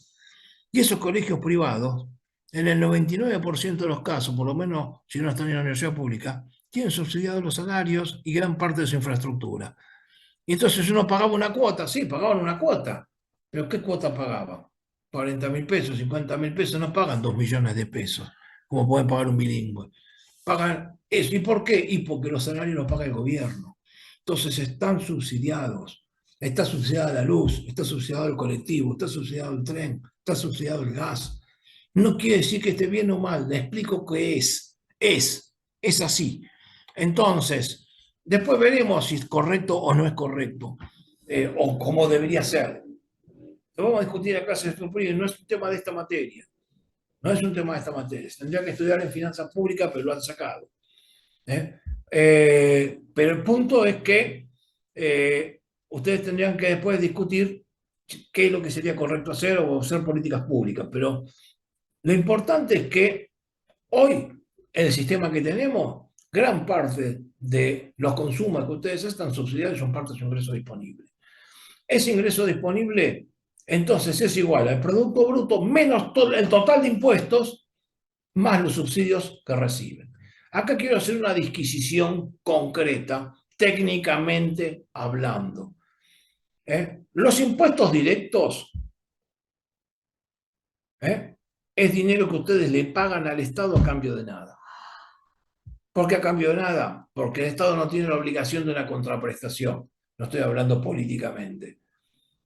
Después el Estado le va a dar educación, le va a dar un montón de cosas, pero no es un precio, a eso lo estoy diciendo. No es si yo te pagué por mi educación, no, vos pagaste impuestos. Después tenía que ver que se gaste a través del Parlamento. Ahora, en un país normal, no lo estamos haciendo en este momento. Ahora bien, hay otro concepto igual al impuesto directo, que es el de la transferencia. El impuesto directo es como una transferencia al revés. Ustedes dan guita al Estado. Si el Estado les debiera guita a ustedes, también es una transferencia, pero al revés. Por ejemplo, cuando el Estado paga una jubilación, es una transferencia. Vos decís, no, yo laburé toda la vida y aporté. Todo lo que vos me digas, no estoy hablando si te lo mereces, si no te lo mereces. Es una transferencia. El Estado te da algo a cambio de nada. Es una transferencia. Es un concepto técnico, chicos. No estamos hablando valorativamente. Técnicamente es así. Un subsidio a un discapacitado. Un subsidio a un excombatiente de Malvinas. Un subsidio a una sociedad de fomento. Un subsidio a la luz, al gas, al teléfono. Son transferencias. Te están dando guita. Directa o indirectamente.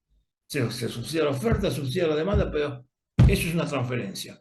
Entonces, cuando yo agarro el PBI, le resto los impuestos totales, TT, se llama Total Taxes, y le sumo las transferencias, obtengo lo que se llama ingreso disponible. A ver si tenemos acá. A ver si tenemos acá.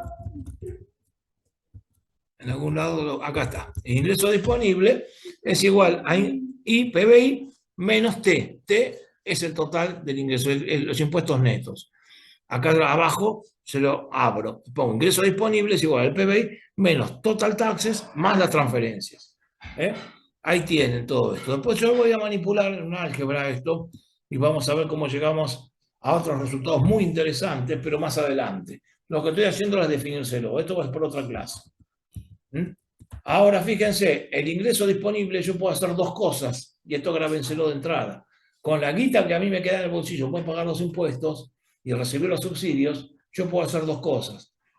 la puedo ahorrar o la puedo consumir. De ese ahorro va a salir la inversión seguramente, pero no necesariamente, son dos funciones distintas. Yo la guita la ahorro o la consumo. ¿Eh? Y ahorro se escribe con la palabra S mayúscula que viene del inglés save. ¿Eh?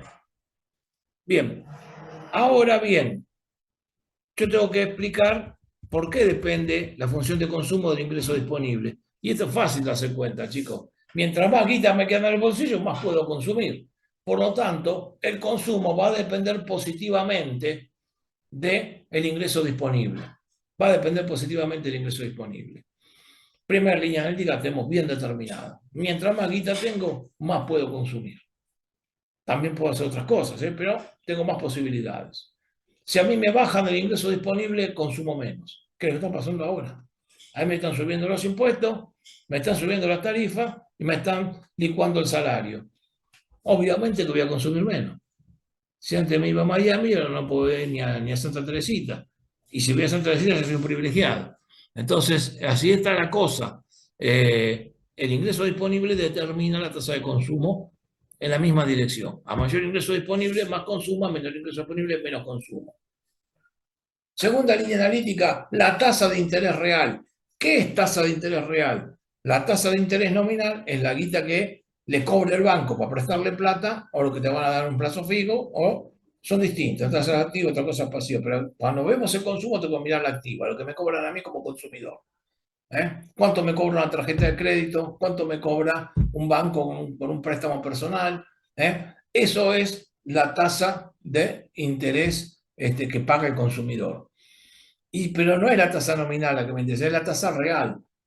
La tengo que comparar contra qué? Contra la tasa de inflación. De manera que la tasa de interés real es igual a 1 más I. 1 más I es la tasa de interés nominal dividido 1 más pi, que es la inflación.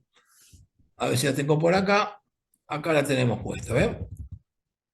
La tasa de interés real es igual a 1 más la tasa de interés dividido 1 más pi, que es la tasa de inflación. Eso me da la tasa de interés real.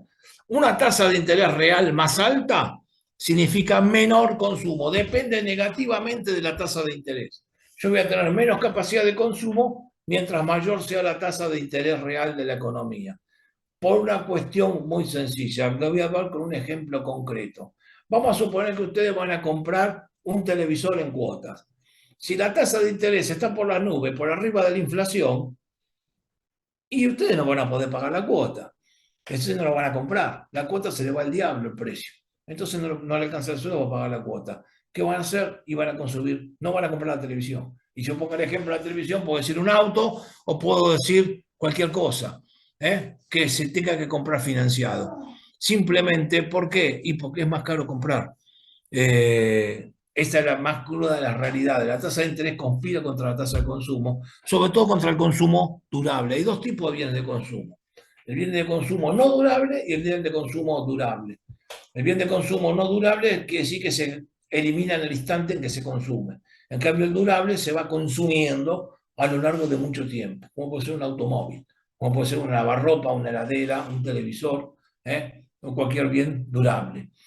No se gasta en el primer uso. Tarda, el bien durable tarda en desgastarse. Esos son más caros y generalmente dependen de la tasa de interés porque se pagan en cuotas. Entonces tienen que ver con todo esto. Entonces, a mayor tasa de interés real, menor consumo. Y finalmente, lo último es lo que se llama el ingreso disponible esperado. El efecto disponible esperado, ¿qué quiere decir? Es la guita que yo espero en el mediano y largo plazo, que en mi cabeza tengo, es psicológico, es mi expectativa de cómo me va a ir en la vida. Es lo que se llama el efecto riqueza, es lo que se llama la expectativa del consumidor respecto a si le va a ir bien o le va a ir mal en la vida. Acá se mide con un índice que hace la Universidad de San Andrés, que es el índice de confianza del consumidor, que está por el piso. Esto hay que mirarlo con atención. Le doy un tip para que ustedes sepan, chicos. Cuando el índice de confianza del consumidor está alto, el gobierno de turno gana las elecciones. Cuando el índice de confianza del consumidor se cae, el índice consumidor se lleva puesto el gobierno. Y si está estancado, siempre es un libro final, es una carrera final abierto. Así que monitoreen esto y van a ver cómo les va a dar el resultado adelantado de las elecciones. Así es como funciona la Argentina. No digo que esté bien, pero son tendencias que uno va viendo. Ahora, siempre se lleva puesto más de un gobierno esto. Es la expectativa que uno tiene del futuro. Cada uno tiene su mambo con esto, porque uno me puede decir, me va a ir bien, ¿por qué? Porque están por ascenderlo en el laburo, porque se murió el gerente que estaba antes. No tiene nada que ver con la economía a veces. Entonces voy a consumir más. O me están por rajar y empiezo a ahorrar porque sé que me van a rajar, porque el tipo que está arriba mío me quiere rajar. Punto. O se veo que va a haber un recorte y a lo mejor el país va brillante, pero a mí me va mal. Entonces yo decido, ven que una cosa es el aglomerado y otra cosa es el individual. En la economía general tenemos que ver las expectativas del conjunto sobre el futuro. Entonces, este índice, se lo llama efecto riqueza.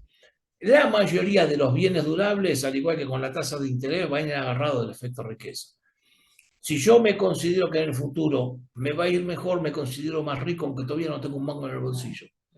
¿Y saben qué? Empiezo a gastar a cuenta, porque empieza así, la gente no es tan prudente. Ya empieza a tomar decisiones, porque voy a poder pagarlo, dicen. Por ahí equivocadamente tomaste, pero la toman.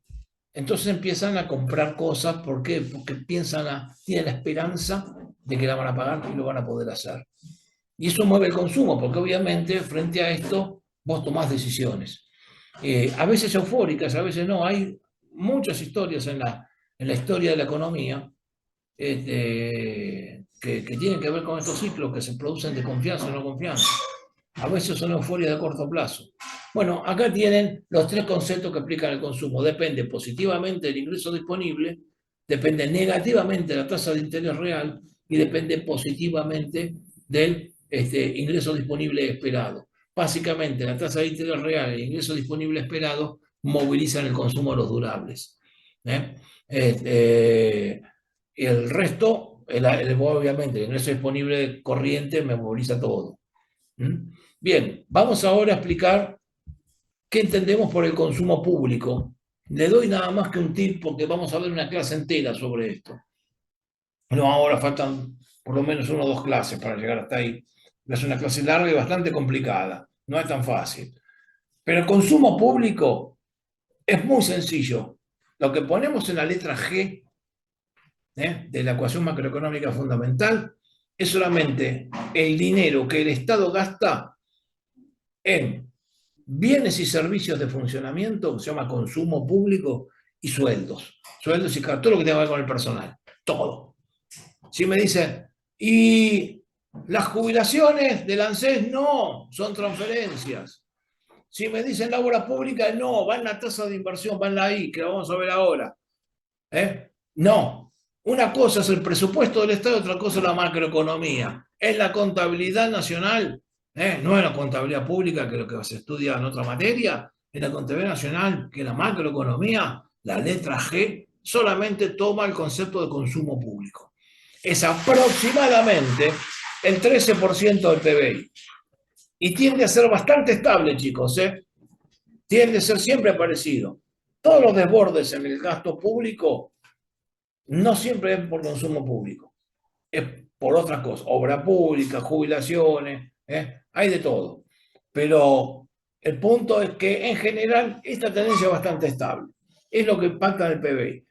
Ahora, vamos a, después, ¿por qué les aclaro consumo privado y consumo público? Porque cuando yo sumo consumo privado más consumo público, como vamos a ver en un rato, obtengo lo que se llama consumo total de la economía, que suma el público y el privado.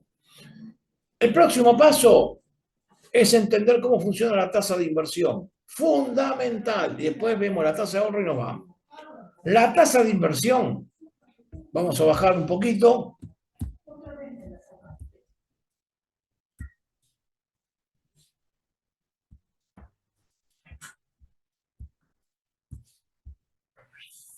Acá tenemos la tasa de inversión, que yo quiero ver la definición, que está más arriba, en algún lado la tengo que haber puesto. Bueno, primero, antes de explicarle cómo funciona, Le digo cómo se compone la tasa de inversión. La tasa de inversión, ¿qué es lo que mide en nuestro país? Acá tenemos la formación bruta de capital fijo, que tiene construcciones, y otras construcciones. Las construcciones en general son viviendas y otras construcciones son construcciones industriales y obra pública. Como ven, la mitad, que el 42% aproximadamente, 42, 45, más o menos está ahí, puede llegar al 50, como llegó en 2019, de la inversión viene por el área de la construcción. Quiere decir que no todo lo que va a la inversión necesariamente forma máquinas y ese tipo de cosas. La segunda línea analítica es la maquinaria y equipo. La maquinaria y equipo son las máquinas, básicamente. Arriba están los galpones, también están las rutas que hace el sector público, una represa, y abajo están la maquinaria y equipo. Ahora, si yo compro un camión, compro un tractor, cualquier cosa sea material rodante, no va tampoco en maquinaria y equipo. Va en equipo de transporte que está más abajo. Y después cada uno tiene un componente nacional y un componente importado. Así se mide en el INDEC y así se calcula para el Producto Bruto. Entonces, fíjense que en general la maquinaria y equipo es un 43 al 45% de la inversión y el material de transporte es cerca del 10. Es decir, son dos muy parecidas. Si le saco la inversión en vivienda,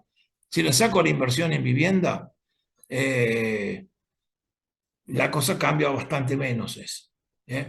¿Por qué? Y porque si yo les digo que del 100%, la mitad son construcciones, y dentro de esa mitad, el 80% de esa mitad, si casi un 40% de eso, me quedaría solamente un 60% de la tasa de inversión forma capital, el resto son viviendas. Entonces tenemos que saber mirar con mucha atención eso para ver cómo medimos la capacidad productiva. Pero se mide así, formalmente en todo el planeta. Bien, ahora vamos a usar un criterio para determinar. Primero les voy a decir a ustedes, ¿de qué va a depender? Vamos a empezar por definirlo, después se lo muestro en la ecuación, así no pierdo tiempo buscándola en el apunte. Vamos a decirle a ustedes de qué depende la tasa de inversión. La tasa de inversión va a depender, en primer lugar, del precio de los bienes de capital. Mientras más caros son los bienes de capital, menos voy a invertir. Esto es fácil. Ustedes van a poner una roticería y van a comprar una heladera mostrador y le dice, vale $1.000 y la pagás. Ahora, si usted dice, vale $60.000 y vos no abrís la roticería directamente. Y bueno, ahí tenés un concepto. El precio de bienes de capital hace, si vos haces el proyecto, no en muchas ocasiones. Entonces va a depender negativamente del precio de los bienes de capital. Mientras más caro el bien de capital, menos tasa de inversión voy a tener. Segundo concepto que explica la función de inversión es lo que se llama la productividad marginal del capital. ¿Qué es? Es un concepto que inventó Keynes y que se analiza para todas las inversiones. ¿Qué es la productividad marginal del capital? Es qué ganancia adicional me va a producir en la empresa o en la unidad económica que estoy midiendo, por ejemplo, en un país, la inversión que estoy realizando. Si yo no hiciese esta inversión, ¿tendría esta ganancia? No. Bueno, esa medición de esa ganancia adicional es lo que me incorporó esta inversión a la economía, es la productividad marginal del capital. Si no tuviese esta inversión, esta ganancia adicional no estaría. Y esto es lo que yo incorporo como ganancia adicional por hacer esto. Por ejemplo, yo tengo que tomar, vamos a verlo con un caso práctico. Voy a poner una máquina nueva. Me va a aumentar la producción en 10.000 unidades. Y bueno, mi ganancia adicional es, ¿cuánta guita le voy a ganar a esas 10.000 unidades? Puedo sacar la cuenta. Pero en base a eso saqué la cuenta de la productividad marginal del capital. Mientras más alta la productividad marginal del capital, más voy a movilizar la inversión en esa dirección. Entonces depende positivamente de la productividad marginal del capital. Y el tercer factor que explica la tasa de inversión, es la tasa de interés real. Al igual que en el consumo, a más alta la tasa de interés real, menos voy a invertir. ¿Y por qué? Y porque me rinde menos una inversión. Si ustedes tienen una guita determinada y la pueden poner a plazo fijo y le rinde un montón la guita en plazo fijo, se van con Caputo a hacer el carry trade. Ponen la guita en el plazo fijo y no invierten nada en la fábrica. Entonces no producen nada y perdemos toda la guita en el banco. Ahora, si a mí me pagan una tasa de interés menor que la inflación, me conviene tener bienes y estoquearme y comprar máquinas y hacer algo. ¿Por qué? Y porque obviamente me están licuando la deuda. Entonces, a mayor tasa de interés real, menor inversión voy a tener y a mayor tasa y a menor tasa, mayor inversión. Esto lo tenemos que modelizar en nuestra cabeza a través de un mecanismo analítico, que es la forma en que se tiene que decidir un proyecto de inversión. Vamos a bajar acá, así vemos la fórmula del BAN. Acá está. Si bien esto van a tener que estudiar en matemática financiera, a ver cómo se me quedó muy abajo, muy arriba. Ahí tenemos el BAN. Ahí tenemos el BAN. El BAN es valor actual neto. También se lo puede hacer con BPN, que es valor presente neto. Son sinónimos. K sub 0 es el precio, es la inversión inicial de capital. Es la cantidad de máquinas que voy a poner por el precio de las máquinas, por el precio o el precio del galpón, por la cantidad de galpones. Depende del valor de los bienes de capital. Es la inversión. Si es cuántas quitas pongo en el momento cero. Tengo que montar una fábrica, me da de 10 millones de dólares. Listo, ¿cuánto tengo que gastar? 10 millones de dólares en el momento cero, es la que tengo que poner viva. 10 palos verdes. Entonces, esto va con signo negativo. ¿Por qué? Porque es mi inversión. Sale de mi bolsillo la guita. A esto tengo que sumar la productividad marginal del capital. ¿Cómo la mido la productividad marginal del capital? Y fíjense, acá les abro unos paréntesis matemáticos. P menos CB. Esto es precio menos costo variable. El precio menos costo variable es la contribución marginal unitaria. El precio es el valor unitario de un bien. El costo variable es cuánto me sale fabricarlo. Variable, es decir, materia prima, mano de obra, lo que el costo directo variable que depende de la cantidad producida. Y eso lo multiplico por la cantidad producida y me da la contribución marginal del total del proyecto. Y a esto le resto los costos fijos, CF, costo fijo. Y eso me da el estado de resultados proyectado para cada periodo. Ahora, obviamente, esto lo tengo que hacer para cada periodo. Fíjense que lo repito para cada uno. Ahora, yo esto lo tengo que dividir por 1 dividido la tasa de interés elevada al periodo que estoy contando. ¿Por qué? Porque la guita no vale lo mismo hoy que dentro de un año que dentro de 10 años, cuando yo terminé el proyecto. Si yo a ustedes les digo, les voy a dar $1 millón, se los voy a regalar, y ustedes me dicen, ¿qué me va a regalar $1 millón? Y les digo, mire que se lo voy a dar cuando termine la clase, y se van a quedar a escucharme hasta el último minuto. Ahora, si les digo, se lo voy a regalar dentro de 10 años, me dicen que soy un chanta. ¿Por qué? Porque la plata no vale lo mismo ahora, constante y sonante, vivita, que dentro de 10 años. Entonces yo la pondero distinta, la tengo que poner a valor del momento cero. Entonces lo que hago es calcular cuánto me significa esa plata hoy descontada de la tasa de interés que paga el mercado en términos reales. Entonces por eso lo divido por la tasa de interés real. Entonces, contribución marginal del proyecto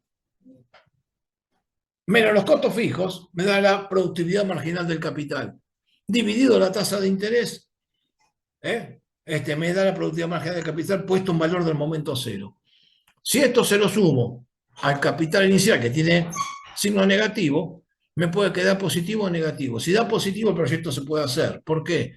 Porque el rendimiento de la inversión es mayor que la inversión inicial.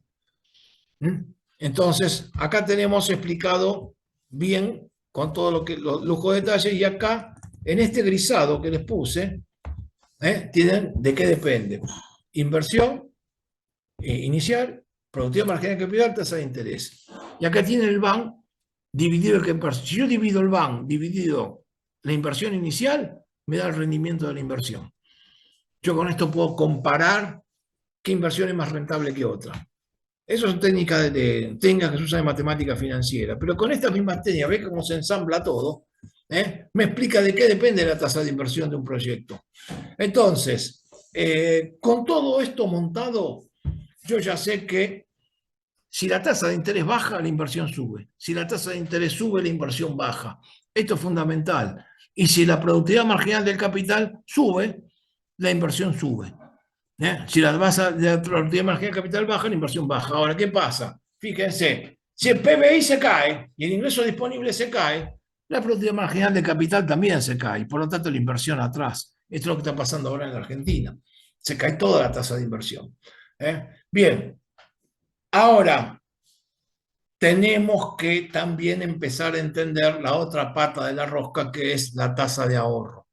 Porque la inversión, uno, es una decisión que se toma desde una empresa destinada a una determinada cantidad de bienes, a aumentar la capacidad productiva, a reponer los que se gastaron. Pero para esto hay que generar primero un ahorro de dinero, porque alguien la tiene que pagar la inversión. Si yo me consumo todo lo que gano, no lo puedo hacer. Por lo tanto, son dos funciones distintas que tienen que ensamblarse en el mercado. Están quienes tienen que ahorrar y están quienes piden para invertir. Entonces, la función de ahorro es fundamental entenderla. Ya la definimos arriba. El ahorro es igual al ingreso disponible menos el consumo. A mayor ingreso disponible ya me está dando una solución. A mayor ingreso disponible, mayor va a ser mi capacidad de ahorro. Ahora, ¿esto qué quiere decir? Que es una función. Va a depender del valor del ingreso disponible. Y obviamente va a depender de algunas otras cosas. Primero, les quiero mostrar con la ecuación macroeconómica fundamental algunos pases para entender la diferencia entre el ahorro interno y el ahorro externo. ¿Por qué? Porque primero tengo que sacar la función de consumo total. Yo tengo, el PBI es igual al consumo, más gasto, más inversión, más sector externo, más sector balanza comercial. Fíjense, primero tengo que definir consumo total. El consumo total tiene que ser igual al consumo más el gasto público. ¿Por qué el gasto público es consumo público? Entonces tengo consumo privado más consumo público, tengo consumo total. Si al PBI le resto el consumo total, tengo el ahorro total. Y la inversión va a ser igual al PBI menos el consumo total menos el ahorro externo. ¿Por qué? Porque el ahorro externo es igual a la balanza comercial. Fíjense que una tasa de inversión es igual al ahorro total privado, interno, menos la balanza comercial. ¿Pero qué es la balanza comercial? Fíjense, chicos, si yo puedo producir 60 millones de toneladas de soja y exporto 20.000 millones de toneladas de soja, 20 millones de toneladas de soja, es porque no las consumí acá. ¿Qué quiere decir? Que las ahorré, entonces las pude vender a los chinos. Ahora, si los chinos me van a vender, no sé, tomates, quiere decir que a ellos les sobraron esos tomates, si no se hubieran consumido. Por lo tanto, lo que yo exporto es ahorro que exporto. Y si yo tengo una balanza comercial negativa, quiere decir que estoy consumiendo por arriba de lo que puedo producir y estoy usando ahorro que hizo otro. Por lo tanto, la tasa de inversión va a ser igual al ahorro interno, que es el ahorro total ST, que sale del consumo privado y del consumo público respecto al ingreso disponible, y va a depender del ahorro externo. Fíjense, en el cuadrito de abajo lo tiene implicado. Uno es ahorro interno y otro. Por eso el ahorro siempre es igual a la inversión. No hay manera, es, digamos, tautológico, es siempre la misma. ¿Por qué? Porque es una identidad. Ahora, cuando queremos explicarlo como función, fíjense, acá tiene una tesis, y esto grábenselo en la cabeza, se llama la tesis Feldman-Orioka. Feldman y Orioka son dos economistas norteamericanos que hicieron un estudio que tomó varias décadas en todos los países y se obtuvieron esta nube de puntos. En esta nube de puntos se relaciona la tasa de ahorro con la tasa de inversión y da exactamente un nivel clavado. ¿Y saben lo que demostraron? Es que tiene una correlación casi perfecta con la tasa de inversión interna. El ahorro externo casi no impacta en el largo plazo de un país. Si un país tiene una tasa de ahorro importante, va a tener una tasa de ahorro de inversión importante. Si no tiene tasa de ahorro local, no tiene forma. No crece nadie en largo plazo basado exclusivamente en el ahorro externo. Esto grábenselo, porque no lo decimos nosotros, no es un problema ideológico, son estudios empíricos, hay libros escritos sobre esto. Acá le pusimos esto, es toda una tesis que es famosa en el planeta. Les sugiero que lo busquen en internet y estudien esta idea. Feinstein Orioka. Bien, ahora vamos al siguiente punto. Así le doy la función de ahorro y terminamos. La función de ahorro va a depender positivamente de la tasa de interés real. Es al revés que la tasa de inversión. A mayor tasa de interés real, más incentivados están a poner la guita en plazo fijo, es decir, van a querer ahorrar la plata. ¿Por qué? Porque los tientan, porque le paga consumo futuro y resignás consumo presente. ¿Por qué? Y porque te conviene el sacrificio, porque estás tentado. Te sentís tentado, te lo pagan el tiempo. Entonces lo haces. Entonces va a depender positivamente de la tasa de interés real. Mayor tasa de interés real, más tasa de ahorro. Y va a depender negativamente de la tasa de dependencia. Entonces, se preguntarán qué es la tasa de dependencia. Es importante que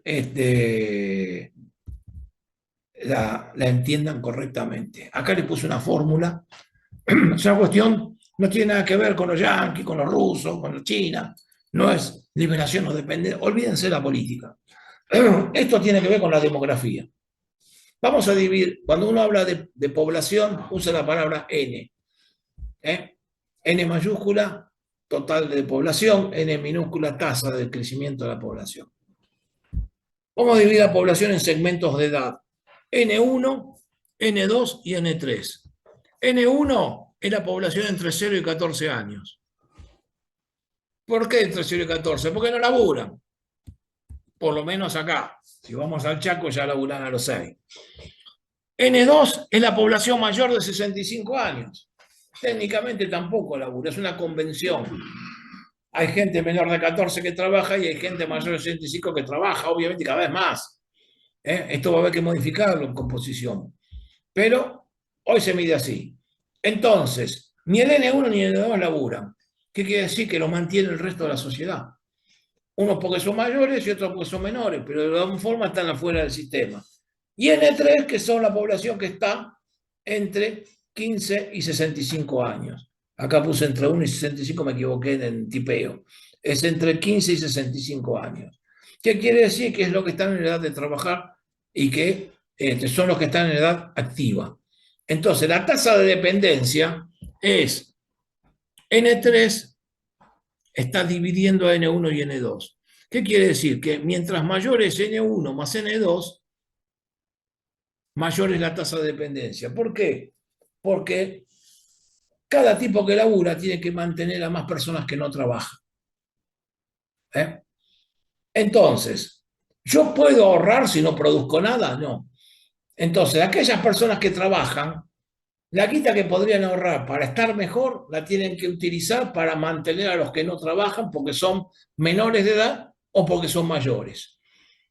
Entonces, a mayor tasa de dependencia, menor capacidad de crecimiento tiene un país porque menor ahorro puede tener. Entonces, no puede invertir porque tiene bajo ahorro.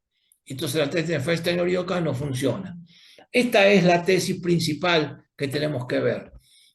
La Argentina tiene este problema y técnicamente no lo tiene. ¿Por qué? Porque la tasa de dependencia todavía es baja en el país. ¿Quién tiene este problema? Europa, Rusia.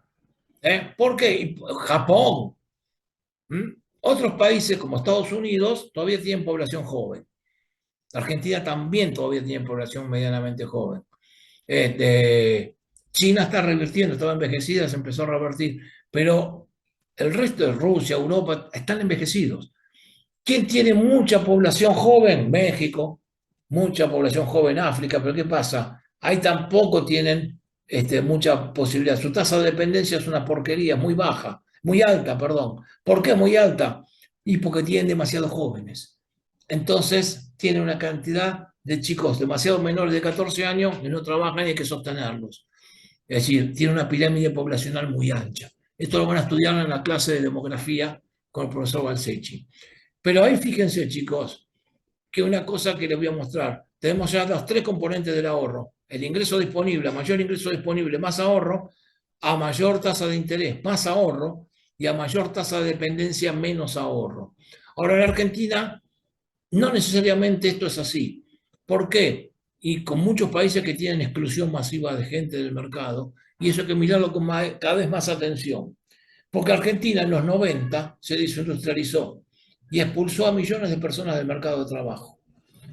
Y estas personas no se volvieron a insertar. No es que son vagos o son el insulto que se les quiera poner.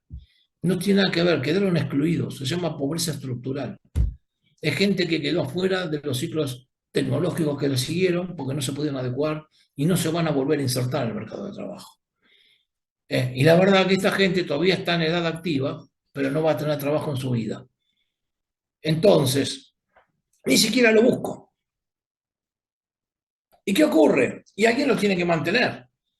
O lo mantiene un familiar, o lo mantiene el Estado, o sale a robar, o sale a vivir de un plan, o sale a hacer una compañía. Algo tiene que hacer, pero lo que ocurre es que de una forma u otra depende que lo mantenga el resto de la sociedad.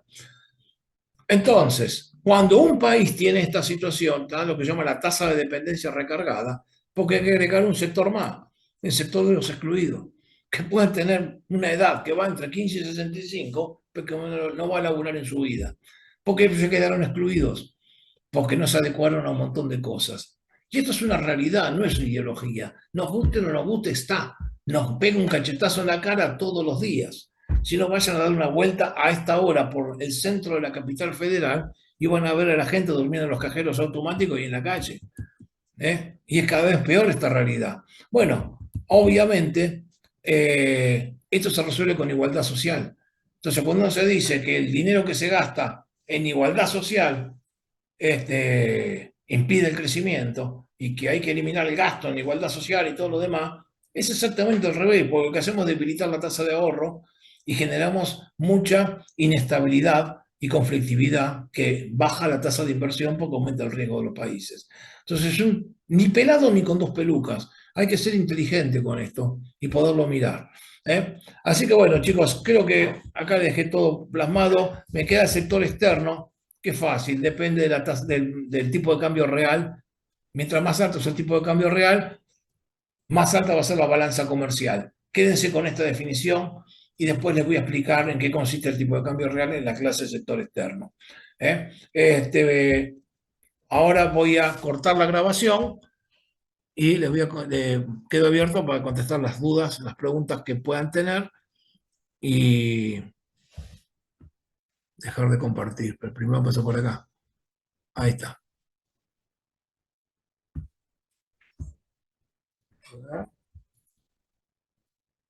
Detener. Recording stopped. Ahí está. Bueno, si tienen alguna pregunta, chicos, para hacer, dudas. No, profe, de mi lado quedó claro. Bueno, yo en un No, ratito, no.